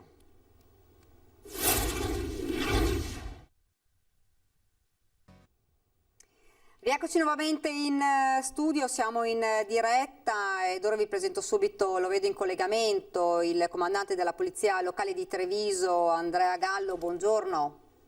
Buongiorno a tutti, grazie per l'invito. Buongiorno, dunque oggi insomma è partita l'ordinanza antismog e quindi insomma tutte quelle, possiamo chiamarle restrizioni al traffico, che cosa prevede quindi? Sì, esattamente come ha accennato, da oggi fino al 20 di dicembre è in vigore l'ordinanza antismog che prevede, soprattutto nel momento in cui il livello di inquinamento si dovesse alzare, delle restrizioni abbastanza importanti e notevoli, soprattutto per determinati veicoli. Vorrei riassumerle brevemente. In questo momento siamo al livello verde, quindi abbiamo il blocco dei veicoli a motore, quindi a benzina e diesel 0, 1, 2, 3, mentre per gli autocarri il blocco è per gli euro 0, 1 e 2 e 3. Quando scatterà il livello arancio ci sarà il blocco dalle 8.30 alle 18.30 sempre per i veicoli a benzina e diesel, quindi euro 0, 1, 2, 3 e 4, quindi c'è l'aggiunta dell'euro 4. Per i diesel autocarri rimane sempre 0, 1, 2 e 3. Qualora ci fosse invece il livello 2, quindi il livello rosso, ci sarà il blocco tutti i giorni dalle 8.30 alle 18.30, sempre per i veicoli, autovetture a benzina e diesel 0, 1, 2, 3 e 4, quindi benzina 0 e 1 e diesel 0, 1, 2, 3 e 4, gli autocarri diesel 0, 1, 2 e 3 e gli euro 4 autocarri euro 4 dalle 8.30 alle 12.30. Come vedete è una ordinanza che è più difficile da spiegare che poi da realizzare, nel senso che comunque ci sono tutte le segnalazioni, tutti i cartelli all'ingresso del territorio comunale. Consiglio naturalmente gli utenti a rivolgersi ai numeri che abbiamo a disposizione. Abbiamo un numero verde, l'800 73 2233, Abbiamo anche un numero di cellulare, il 345 77 11 855. Una persona può mandare un messaggio a questo numero di cellulare e riceverà, ogni volta che il livello dovesse cambiare, riceve un avviso del livello che è in vigore. Naturalmente resta sempre aperta la possibilità di chiamare la centrale operativa del comando, quindi lo 0422 191 5555, e verranno date tutte le informazioni. Come state correttamente facendo vedere, ci sono anche i pannelli informativi della città che trasmettono in tempo reale il livello, quindi verde, arancio o rosso, che è attivo nella città stessa. Ecco, quindi queste sono le prescrizioni. Naturalmente dobbiamo ricordare anche le sanzioni, che sono molto pesanti, quindi stiamo parlando di sanzioni di 100 euro, circa 100 euro, per cui invitiamo naturalmente tutti gli automobilisti a fare molta attenzione e ad informarsi del livello che è in vigore nella città di Treviso. Senta, quindi dunque parte da oggi dunque l'ordinanza? Sì, esattamente, è partita oggi. Abbiamo poco fa ho sentito la centrale operativa, ho chiesto quante chiamate sono pervenute. Devo dire che sono pervenute rispetto al solito poche chiamate, perché stiamo parlando nell'ordine delle 30 chiamate nella mattinata. Diciamo che solitamente, come era successo l'anno scorso, le chiamate erano molto più numerose, quindi probabilmente o c'è una necessità di informare i cittadini di queste nuove prescrizioni, oppure i cittadini sono già informati. Comunque, ripeto, basta collegarsi al sito del Comune di Treviso e là ci sono tutte le informazioni del caso. Guardi, la fermo solo un attimo, però si può rimanere in collegamento con noi, perché c'è stato un fatto a Padova, l'avvocato Longo che è stato aggredito. Sentiamo tutti i particolari della nostra Valentina Visentin. Se riusciamo a mandarli in onda un attimo. Riusciamo dalla regia? Niente, non riusciamo, quindi aspettiamo un attimo. Intanto, comandante, ci diceva anche per quanto riguarda invece i controlli del fine settimana, come sono andati, insomma, per quanto riguarda i soliti assembramenti, le multe, i ragazzi come si sono comportati? Ma devo dire che nell'ultimo fine settimana abbiamo avuto un bilancio positivo, nel senso che sia venerdì che sabato sera le pattuglie che erano presenti nel centro storico della città, ma naturalmente poi i controlli sono stati estesi anche al resto dei quartieri. Il bilancio è positivo perché nella giornata di venerdì è stata elevata solo una sanzione, mentre nella serata di sabato 5 verbali, quindi in totale un fine settimana con 6 sanzioni elevate, tenendo conto che la settimana precedente i verbali erano stati ben 69. Quindi l'appello che noi abbiamo fatto in questi giorni di rialzare l'attenzione, la soglia di attenzione che avevamo invece verificato abbassare nella settimana precedente, devo dire che questi appelli hanno funzionato e sono serviti. Quindi devo dire che nell'ambito dei controlli della città l'uso della mascherina è stato rispettato. Quindi insomma si stanno comportando meglio adesso i giovani? Sì, devo dire che rispetto a qualche settimana fa, quando abbiamo appunto elevato 69 sanzioni tutte da 400 euro, quindi sono sanzioni molto pesanti, ad una fascia di età, perché quella erano l'età dei trasgressori, quindi dai 20 a 30 anni, nell'ultimo fine settimana obiettivamente c'è stato un rispetto scrupoloso della mascherina, che ricordo essere obbligatoria dopo le 18 in tutte quelle vie e piazze dove ci possono essere assembramenti. Quindi dalle 18 il consiglio che noi diamo a tutti è quello di utilizzare la mascherina, perché al di là poi delle sanzioni e delle prescrizioni di legge, la mascherina, come diceva tra l'altro l'ospite che ci ha preceduto, il dottore, il medico, faceva presente dell'importanza di utilizzare in generale sempre la mascherina, ma in modo particolare quando c'è il rischio degli assembramenti. Ricordiamo anche che comunque i controlli ovviamente continueranno nell'arco di questi mesi, soprattutto anche per il fatto che sono anche aumentati i contagi positivi, insomma. Assolutamente sì, i controlli li abbiamo sempre fatti e li abbiamo ovviamente intensificati nelle ultime settimane, perché ci eravamo resi conto che effettivamente c'era stato un abbassamento della guardia, quindi i controlli continueranno tutte le sere, in modo particolare durante il fine settimana, quando il pericolo di assembramento è molto più alto. Ecco, per quanto riguarda invece, insomma, tornando un attimo allo smog, per gli automobilisti in questo momento che cosa, un appello insomma a rispettare anche lì insomma le regole? Beh, guardi, sicuramente l'appello è di rispettare le norme e le regole che sono in vigore. Tra l'altro, proprio per evitare situazioni di assembramento, quello che stiamo consigliando ormai da giorni è l'utilizzo, come giustamente fate vedere, della bicicletta, perché questo permette innanzitutto di evitare blocchi del traffico, permette a chi guida la bicicletta di arrivare ovunque. Tra l'altro Treviso è servita da ottime piste ciclabili, per cui il consiglio che diamo continuamente è di utilizzare la bici, che è un mezzo ecologico che può essere utilizzata praticamente quasi l'interezza dell'anno, tranne ovviamente qualche giorno in cui può esserci una situazione meteo particolarmente avversa, però noi consigliamo sempre l'utilizzo della bicicletta perché fa bene, è ecologica ed evita qualsiasi tipo di blocco del traffico. Comandante, la ringrazio. Grazie davvero. Grazie a voi grazie. E buon lavoro. Grazie. Arrivederci. Dunque abbiamo anticipato un attimo la notizia, poi se riusciamo ad avere il video, insomma il collegamento con la nostra Valentina Visentin, c'è stato l'avvocato Piero Longo, è stato aggredito a Padova in tarda mattinata, le indagini sono affidate alla squadra mobile della questura di Padova, il legale ha 76 anni ed è stato senatore di Forza Italia, ha reagito dopo un'accesa discussione con una coppia di padovani che pare l'abbiano atteso sotto casa, ha estratto la pistola per intimorirla, ma nella colluttazione gliel'hanno strappata dalle mani senza che partisse un colpo. Non so se la regia ha già pronto il collegamento con la nostra Valentina, lo vedo già Valentina, dunque la linea, Valentina Visentin da Padova.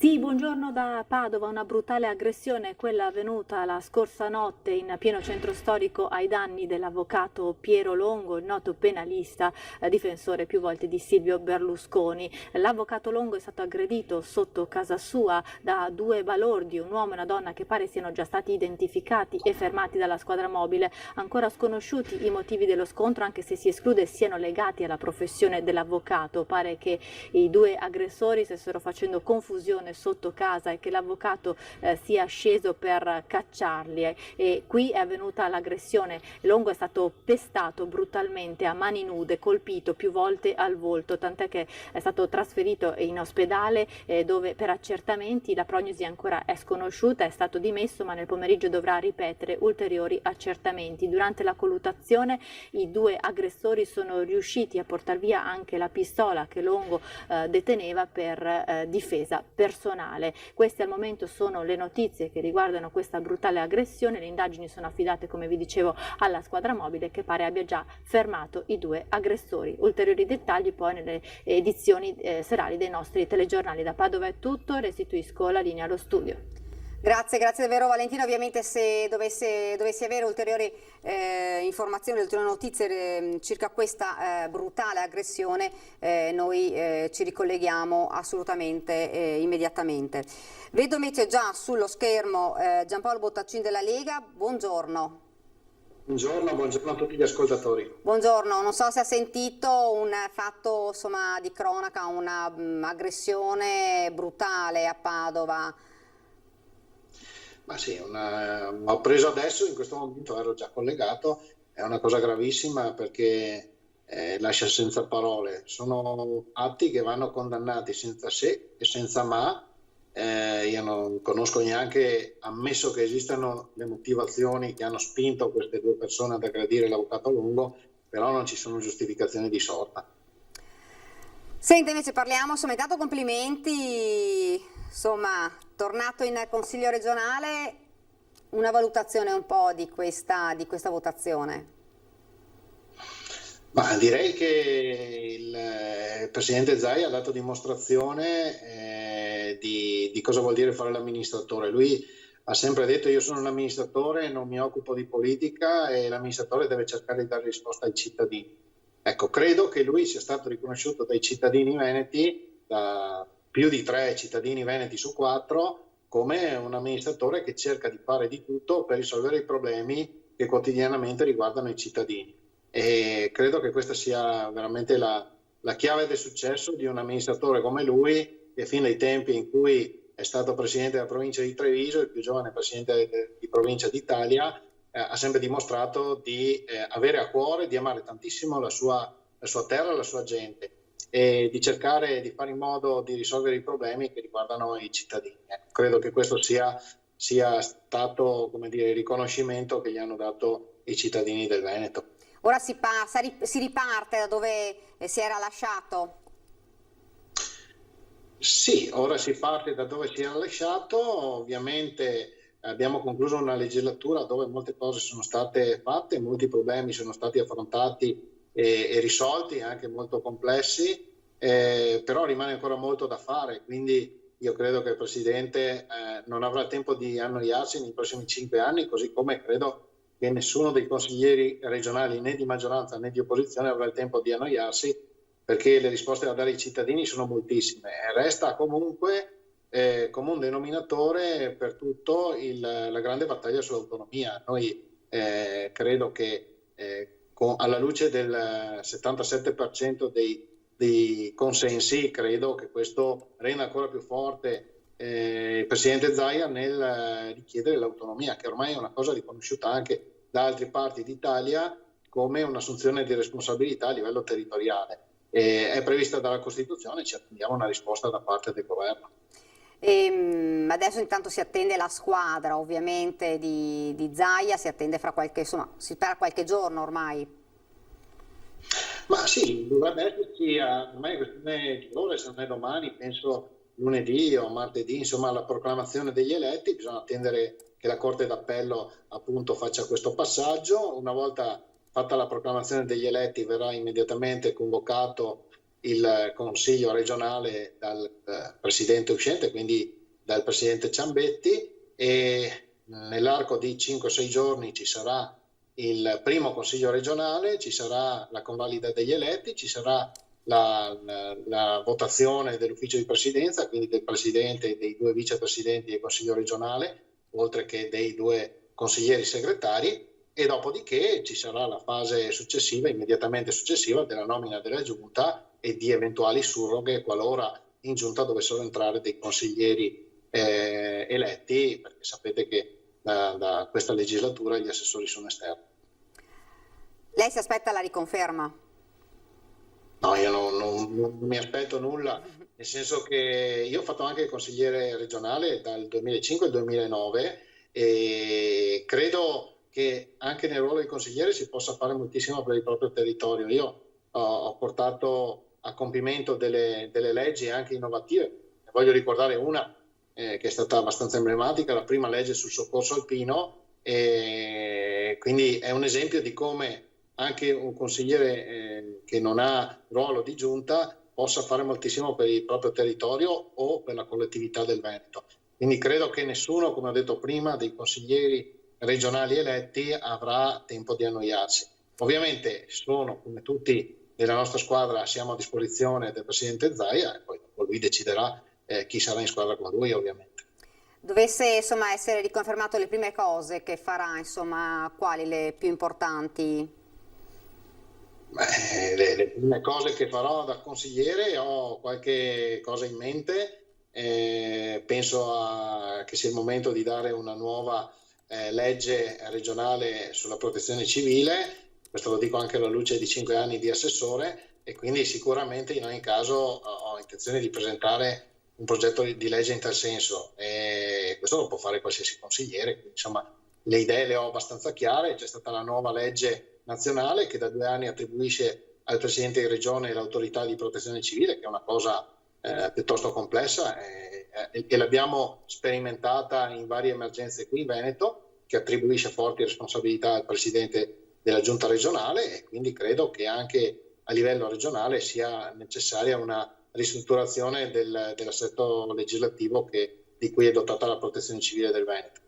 Poi ovviamente i problemi ci sono, ce ne sono tanti. Credo che l'obiettivo principale di tutti sia quello di semplificare il più possibile. Ci lamentiamo della burocrazia, giustamente, e credo che soprattutto in un momento come questo, in cui l'economia è devastata da quello che è stato l'effetto, lo chiamo secondario, ma in realtà sta diventando principale, del Covid, credo che l'economia abbia bisogno di aiuto, che non è semplicemente pioggia di denaro, ma anche semplificare la vita all'impresa. L'impresa è la fonte di ricchezza, la vera fonte di ricchezza, perché poi dopo l'ente pubblico può solo redistribuirla, ma la fonte di ricchezza, chi genera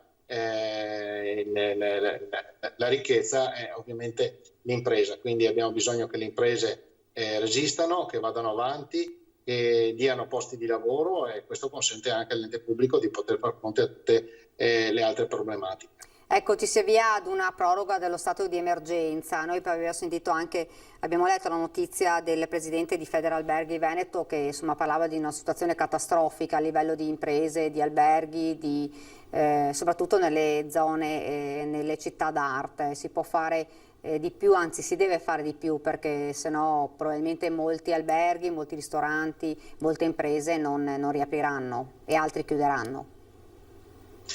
Ma sì, è il vero, come ho detto, è la crisi economica che riguarda sicuramente il mondo del turismo, è appena uscito da una stagione che è stata devastata, ma penso anche tutto il mondo, in modo particolare del secondario, che ha avuto, diciamo, nella fase estiva un momento così di attesa, no? La fase estiva per il secondario è sempre una fase in cui c'è lo switch da una stagione all'altra, e quindi si attendono i nuovi ordini.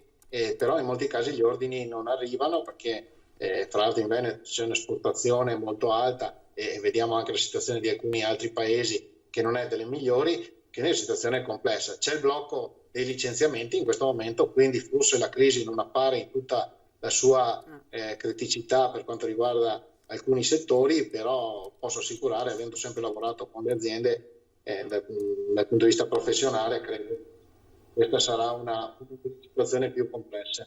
Ecco, lei appunto citava il blocco dei licenziamenti, che però insomma potrebbe essere sbloccato tra poco, e questo sarebbe davvero un problema enorme per molti lavoratori e per molte famiglie.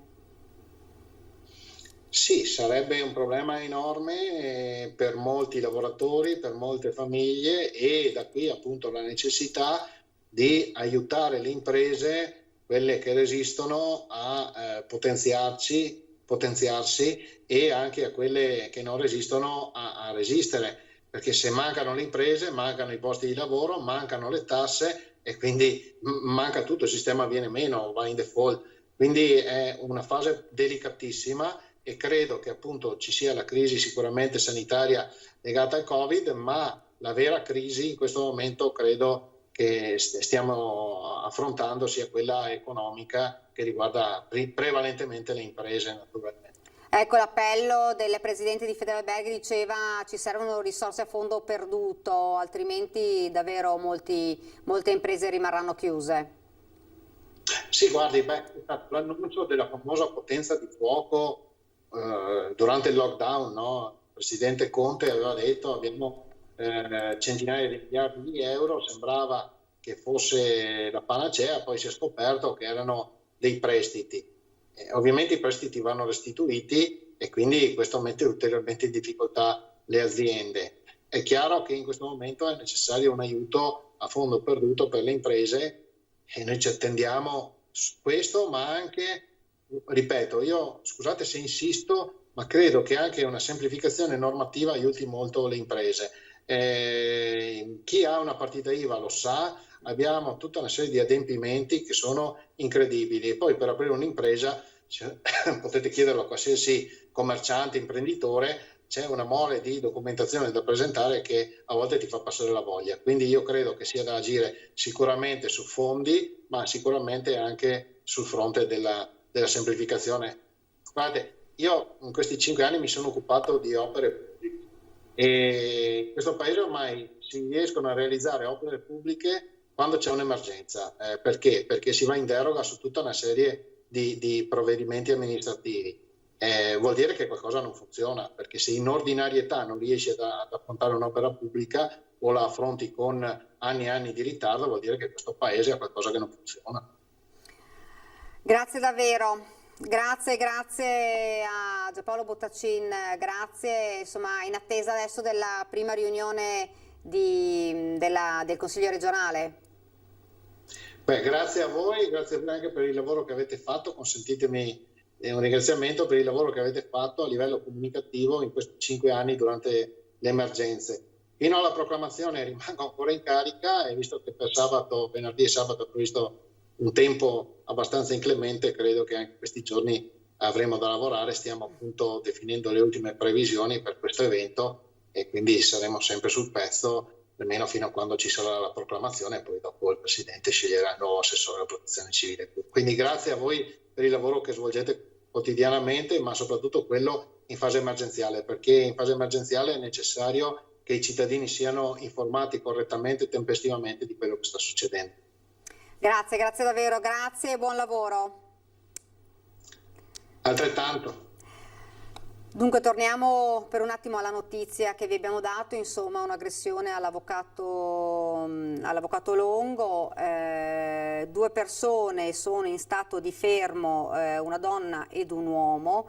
Speriamo di ricollegarci subito con la nostra Valentina Visintin da Padova per sentire insomma, gli ultimi aggiornamenti, le ultime notizie riguardo a questa aggressione. L'avvocato Longo è stato portato in ospedale per essere medicato. Sentiamo dunque insomma, di riuscire a ricollegarci con Valentina per sapere anche come sta l'avvocato. Ora ci fermiamo per una piccola pausa pubblicitaria.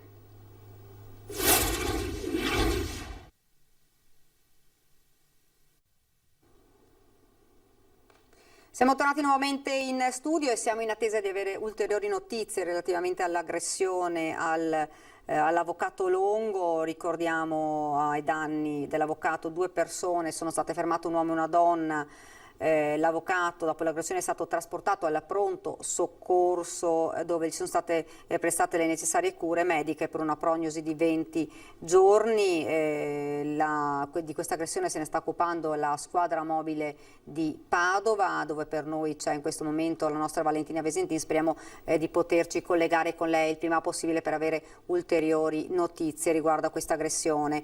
Torniamo invece a parlare di Covid, perché rimaniamo però a Padova, perché il sindaco di Padova sta studiando il modello Bologna che con un'ordinanza ha reintrodotto l'obbligo di utilizzo delle mascherine anche all'aperto in modalità più restrittive rispetto a quelle in vigore su tutto il territorio nazionale. Giordani sta seguendo con massima attenzione l'evoluzione dell'epidemia a Padova e definisce la mascherina un presidio fondamentale che consiglia di usare il più possibile. Dice: oggi non escludo nessuno degli strumenti che possono aumentare la soglia della sicurezza della città, continua il sindaco, ma senza allarmismi e con un buon senso. Ecco perché ogni eventuale passo di mia competenza sarà fatto in un ampio confronto con medici ed esperti e seguendo con attenzione la curva dei contagi. Nei prossimi tempi, ha concluso il primo cittadino di Padova. Io vedo già collegato con noi il sindaco di Montegrotto, Mortandello, buongiorno. Buongiorno a tutti. Buongiorno sindaco, dunque stavamo un po' sentendo le notizie insomma, dei contagi in aumento, anche se ricordiamo sono asintomatici, e un po' insomma sindaci che stanno pensando appunto come sindaco di Padova di adottare l'uso della mascherina insomma in una fascia molto più ampia in tutta la giornata anche all'esterno. Lei che cosa pensa? Ma io penso che la situazione è assolutamente da tenere sotto controllo, perché è indubbio che ci sia un aumento dei contagi, peraltro già annunciato. Noi sindaci delle località turistiche, delle destinazioni turistiche, però dobbiamo tenere un equilibrio molto importante, nel senso che se da un lato bisogna fare delle azioni per garantire la salute pubblica, dall'altro bisogna adottare delle misure che non generino allarmismo, perché altrimenti quei turisti che timidamente si riaffacciano nelle nostre località prendono paura e disdicono e non arrivano più. Questo per dire che comunque il territorio è controllato e c'è diciamo una garanzia di tutela della salute pubblica. Dall'altro, se vanno incentivate alcune forme di limitazione come la mascherina o come deroghe agli orari, intelligenza per non generare un allarmismo che poi viene ripreso dai tabloid internazionali, penso a quelli tedeschi, e rischiamo veramente di gettarci ulteriormente la zappa sui piedi, anche perché qui timidamente qualche turista ricomincia a vedersi, al mercato si vedono i turisti che insomma vanno a fare le compere, quindi bisogna tenere un profilo di equilibrio, evitare appunto provvedimenti che magari da un punto di vista mediatico hanno impatto ma che poi generano dei riscontri economici dannosi. Sindaco, abbiamo insomma sentito che le zone termali sono quelle che hanno patito maggiormente in quest'estate.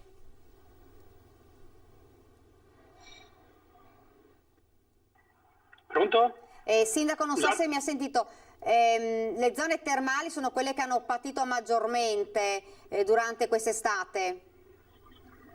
Scusi, se può ripetere la domanda perché non la sentivo. Certo, Sindaco.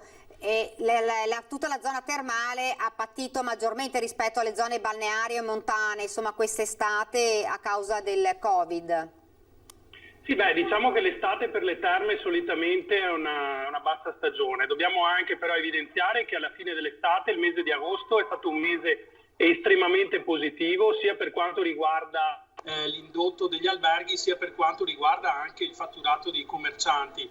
Certo è che come destinazione, assieme ai Colli Euganei, che diciamo sono stati protagonisti in questa vicenda, stiamo trovando anche delle risorse e dei progetti strategici grazie alla nuova manager del distretto turistico Terme Colli Euganei, Adriana Miotto, per tentare di proporci in un futuro dove questa situazione di incertezza sicuramente non aiuta, perché il turismo quando c'è incertezza è sempre penalizzato, qualsiasi forma di incertezza sia. Quindi dobbiamo fare di necessità virtù, sappiamo che i prossimi mesi saranno molto duri. Noi come amministrazione comunale abbiamo cercato di andare incontro ai nostri albergatori, ad esempio sospendendo totalmente l'imposta di soggiorno fino al 15 di ottobre e cercando delle forme di collaborazione per fare in modo che gli alberghi non chiudano in questo momento di emergenza.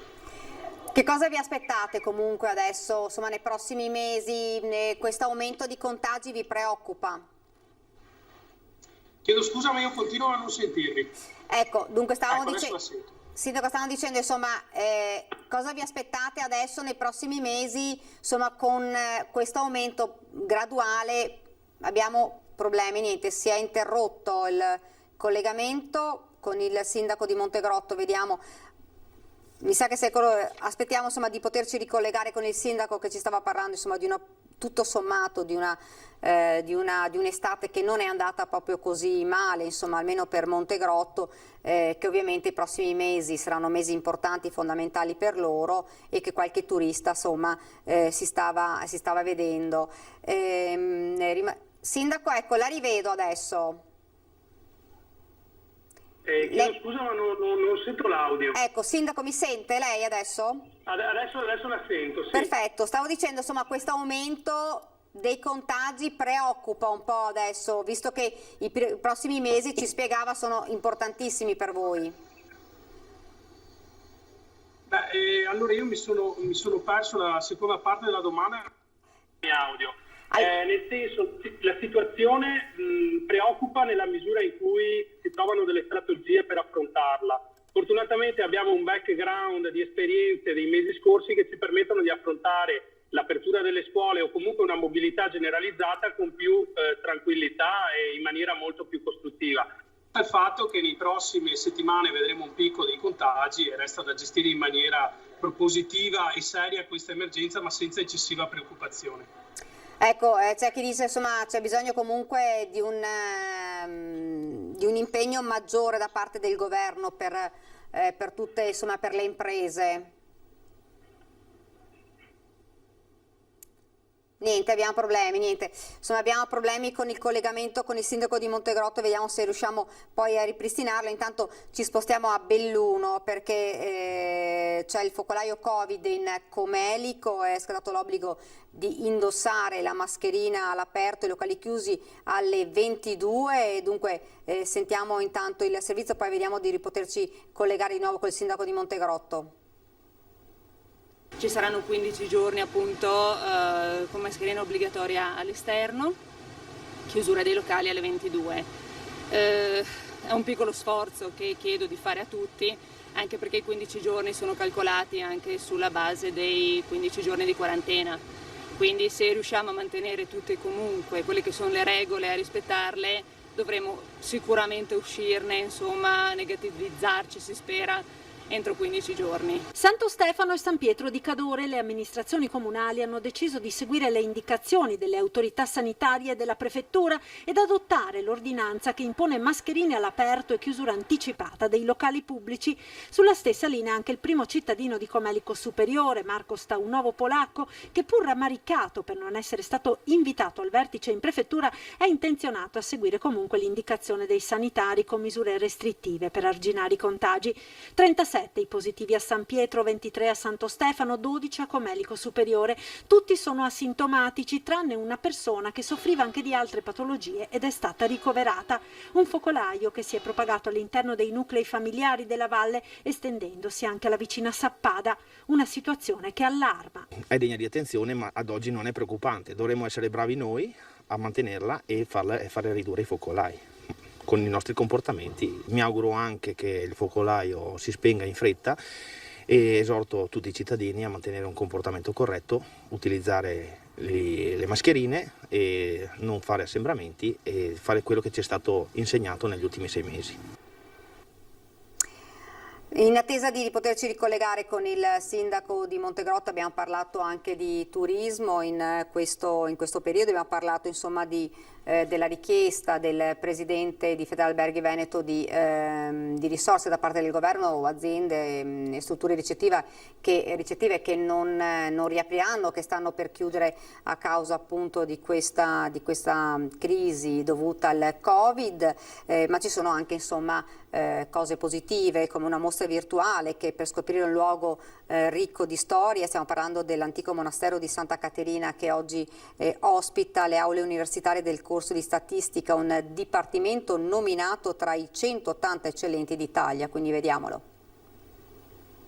Da monastero a sede universitaria, la storia del complesso di Santa Caterina a Padova è sconosciuta ai più, anche se riguarda un angolo meraviglioso della città.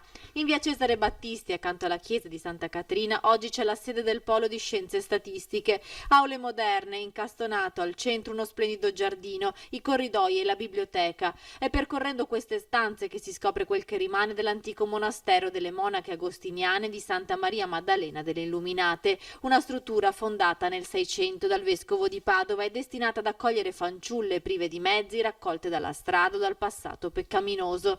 Oggi una mostra virtuale a cui si accede attraverso un link del sito dell'Università di Padova ci riporta in quelle stanze, la mensa, la sala stireria dove le ragazze lavavano e stiravano i panni, il coro e le tracce di un prezioso affresco. Lo studio è stato condotto proprio per far riscoprire questo luogo. Solo da un piccolo ambiente all'interno della biblioteca si riesce a vedere proprio il muro della chiesa di Santa Caterina che si innesta sul complesso, però di fatto c'erano degli spazi ad uso delle monache all'interno della chiesa che adesso sono stati trasformati in sala volumi della biblioteca, quindi quello che era il coro delle monache, dove le monache pregavano e seguivano le funzioni liturgiche separate dai fedeli della parrocchia, adesso è diventato prima un laboratorio di maglieria nel Novecento e adesso è parte della biblioteca. Al monastero di Santa Caterina sono legate molte storie, anche quella di Galileo Galilei che qui fece battezzare il suo figlio terzogenito Vincenzo Andrea,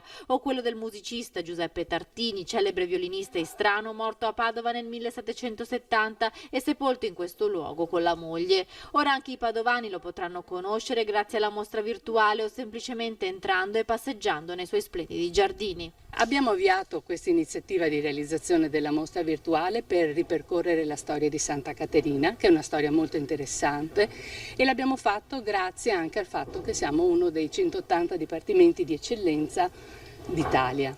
Grazie a questa nomina che abbiamo avuto modo di attivare molte iniziative sia per i nostri studenti ma anche appunto per riqualificare questi spazi, per farli conoscere alla cittadinanza, aprirli e mostrare la bella storia che abbiamo qui a Santa Caterina. Dunque torniamo a parlare adesso dell'aggressione all'avvocato Longo. Vedo subito collegata con noi Valentina Visentin da Padova, un'aggressione brutale, l'avvocato è stato portato in ospedale con 20 giorni di prognosi. Valentina, a te la linea. Sì, buongiorno Daniela, abbiamo alcuni aggiornamenti perché siamo riusciti a parlare con l'avvocato Ghedini, collega di studio dell'avvocato Longo, quindi abbiamo ricostruito un po' quello che è accaduto ieri sera intorno alle 23 all'esterno dell'abitazione dell'avvocato Longo che abita in centro a Padova.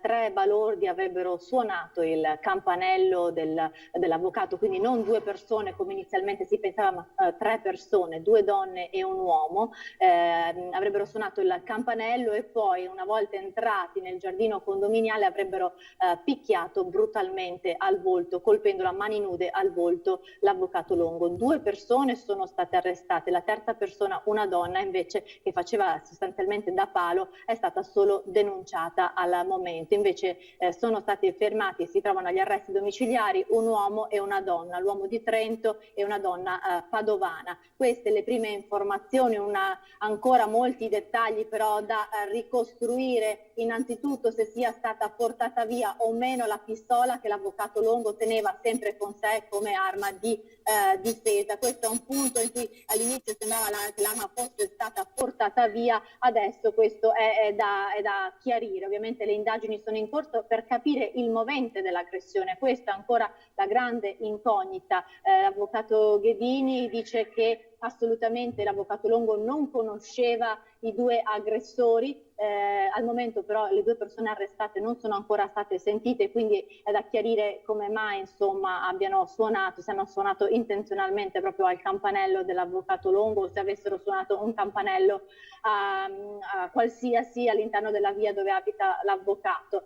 C'è di fatto che appunto le condizioni dell'avvocato Longo parlano di almeno 20 giorni di prognosi, ma nel pomeriggio dovrebbe sottoporsi a nuovi accertamenti in ospedale per capire il quadro clinico. Al momento dunque le cose certe sono 2 persone agli arresti domiciliari, una terza denunciata, la prognosi di circa 20 giorni per l'avvocato colpito al volto e le indagini della squadra mobile che proseguono serrate dopo l'arresto appunto per ricostruire e mettere tutti i tasselli al proprio posto di questa, per chiarire insomma la motivazione di questa aggressione brutale in pieno centro a Padova. Tra le altre cose, lo ricordiamo, già quest'estate c'erano state altre aggressioni in centro storico, quindi insomma questa fa particolarmente discutere proprio per la vittima dell'aggressione, ovvero l'avvocato Longo, un penalista molto noto e avvocato di Silvio Berlusconi.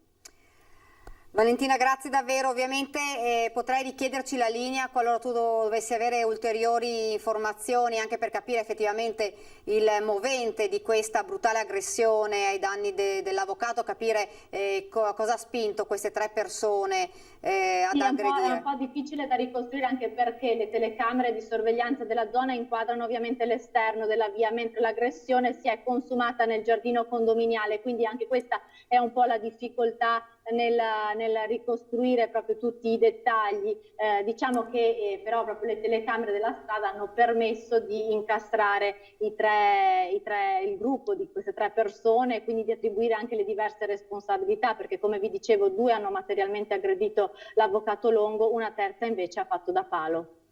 Valentina, che tu sappia, insomma, l'avvocato che ovviamente adesso viene curato per l'aggressione ha detto qualcosa in merito a questo? Allora l'avvocato diciamo che non riesce ancora a parlare perché i colpi si sono concentrati al volto, quindi le poche dichiarazioni che abbiamo raccolto così parlando sono quelle dell'avvocato Ghedini, che ci ha confermato che l'avvocato Longo appunto è rimasto ferito al volto e che dovrà sottoporsi ad un nuovo accertamento nel pomeriggio. I 2 fermi sono per lesioni aggravate, però questo insomma è quello che abbiamo come conferma, cioè le 2 persone sono state fermate per lesioni aggravate perché comunque i colpi al volto sono stati inferti con violenza e sono stati brutali. Grazie davvero Valentina, grazie e buon lavoro. Anche a voi. Dunque avete sentito 3 le persone che hanno aggredito l'avvocato Longo, 2 lo hanno aggredito, una persona faceva da palo, 2 persone sono state già identificate, si trovano agli arresti domiciliari. Noi dunque invece ci ricolleghiamo, ci riproviamo almeno a collegarci di nuovo con il sindaco di Montegrotto. Buongiorno di nuovo sindaco. A voi, speriamo siano risolti.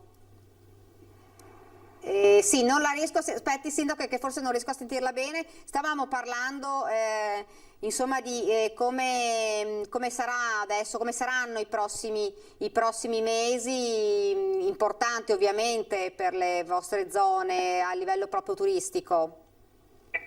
Beh, i prossimi mesi di amministrazione comunale ci vedranno impegnati nel mantenere appunto l'apertura delle scuole, il controllo tutti i flussi di persone, penso anche alla stazione dei treni, e da un punto di vista strategico siamo chiamati tutti veramente a trovare delle strategie per affrontare la certezza, e serviranno sicuramente delle risorse rispetto alle quali dobbiamo assolutamente chiedere aiuto alla Regione e al Governo, perché il comparto del turismo non venga abbandonato a se stesso, ma venga anche aiutato con dei finanziamenti ad hoc sulla base anche di progettualità che possono aiutarci a migliorare anche delle situazioni esistenti di crisi pre-Covid. Ecco, dicevamo prima insomma, che il presidente di Federalberghi Veneto insomma, chiedeva un aiuto importante, risorse a fondo perduto proprio per le imprese che se no non riaprono, addirittura insomma, non hanno proprio riaperto in questa stagione. Sì, delle risorse a fondo perduto va bene, ma che devono essere usate in maniera funzionale affinché non siano fini a se stesse, ma possano garantire anche dei nuovi percorsi che da un punto di vista, diciamo, di emergenza sanitaria sono emersi, percorsi di virtuosismo imprenditoriale, quindi queste risorse, ok, il fondo perduto, ma devono essere strumentati percorsi anche per un nuovo turismo che alla luce dell'emergenza sanitaria si propone nelle nostre destinazioni. Sindaco, lei ci diceva prima, insomma, però qualche turista, insomma, si è visto, sta continuando ad esserci, insomma, un po' di movimentazione oppure no?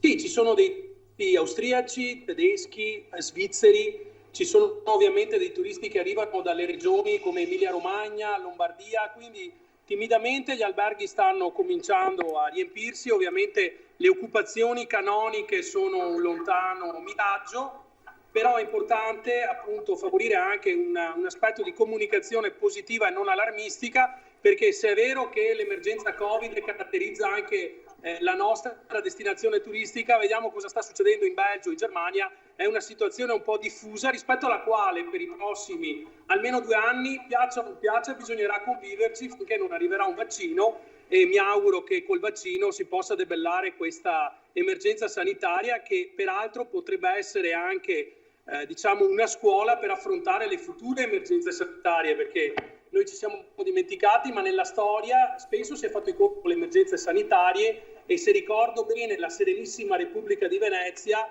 quando ha avuto modo, insomma, quando ha fatto fronte alla peste, ha trovato anche delle nuove forme di amministrazione pubblica e di imprenditoria appunto che si adattano al cambiamento legato all'emergenza sanitaria, che come le emergenze climatiche, è brutto dirlo, potrebbero essere una delle costanti del prossimo futuro a livello globale. Sindaco, come comune che cosa state adottando, qualche provvedimento per incentivare anche il turismo? Allora, noi come comune tutti gli incentivi per le imprese alberghiere che abbiamo potuto mettere in campo li abbiamo messi, dalla sospensione dell'imposta di soggiorno allo spostamento di altre tasse, eccetera. Da un punto di vista turistico, un singolo comune al giorno d'oggi non può più competere su scala globale, ed ecco che quindi è un'intera destinazione che è chiamata a fare degli investimenti strutturali in coordinamento con la regione e il governo, per fare in modo che non si ragioni più a comparti stagni, ma che ad esempio il bacino termale euganeo dialoghi fortemente con i colli euganei per presentare un'offerta turistica più importante. In questo senso, anche in accordo con l'amministrazione di Abano Terme, abbiamo presentato alla Fondazione Cariparo un progetto di investimento in comunicazione che speriamo venga accolto e che cofinanziato permetterebbe di reggere l'onda d'urto devastante di questi mesi. Sindaco, la ringrazio, grazie davvero, grazie per essere stato con noi, insomma speriamo effettivamente che i prossimi mesi siano positivi, insomma soprattutto per le vostre zone. Grazie di cuore a voi, buon lavoro, e ovviamente per un weekend vi aspettiamo a Montegrosso. Grazie Sindaco, grazie. Noi siamo arrivati al termine di questa edizione, ricordiamo la notizia dell'aggressione all'avvocato all'Avvocato Longo a Padova, che si trova ora in ospedale con un 20 giorni di prognosi, 3 le persone che lo hanno aggredito, 2 si trovano agli arresti domiciliari, le operazioni ovviamente e le indagini della squadra mobile di Padova. Ulteriori aggiornamenti, informazioni riguardo a questa brutale aggressione nel corso dei nostri telegiornali serali. Ed è davvero tutto, grazie davvero per averci seguito, arrivederci.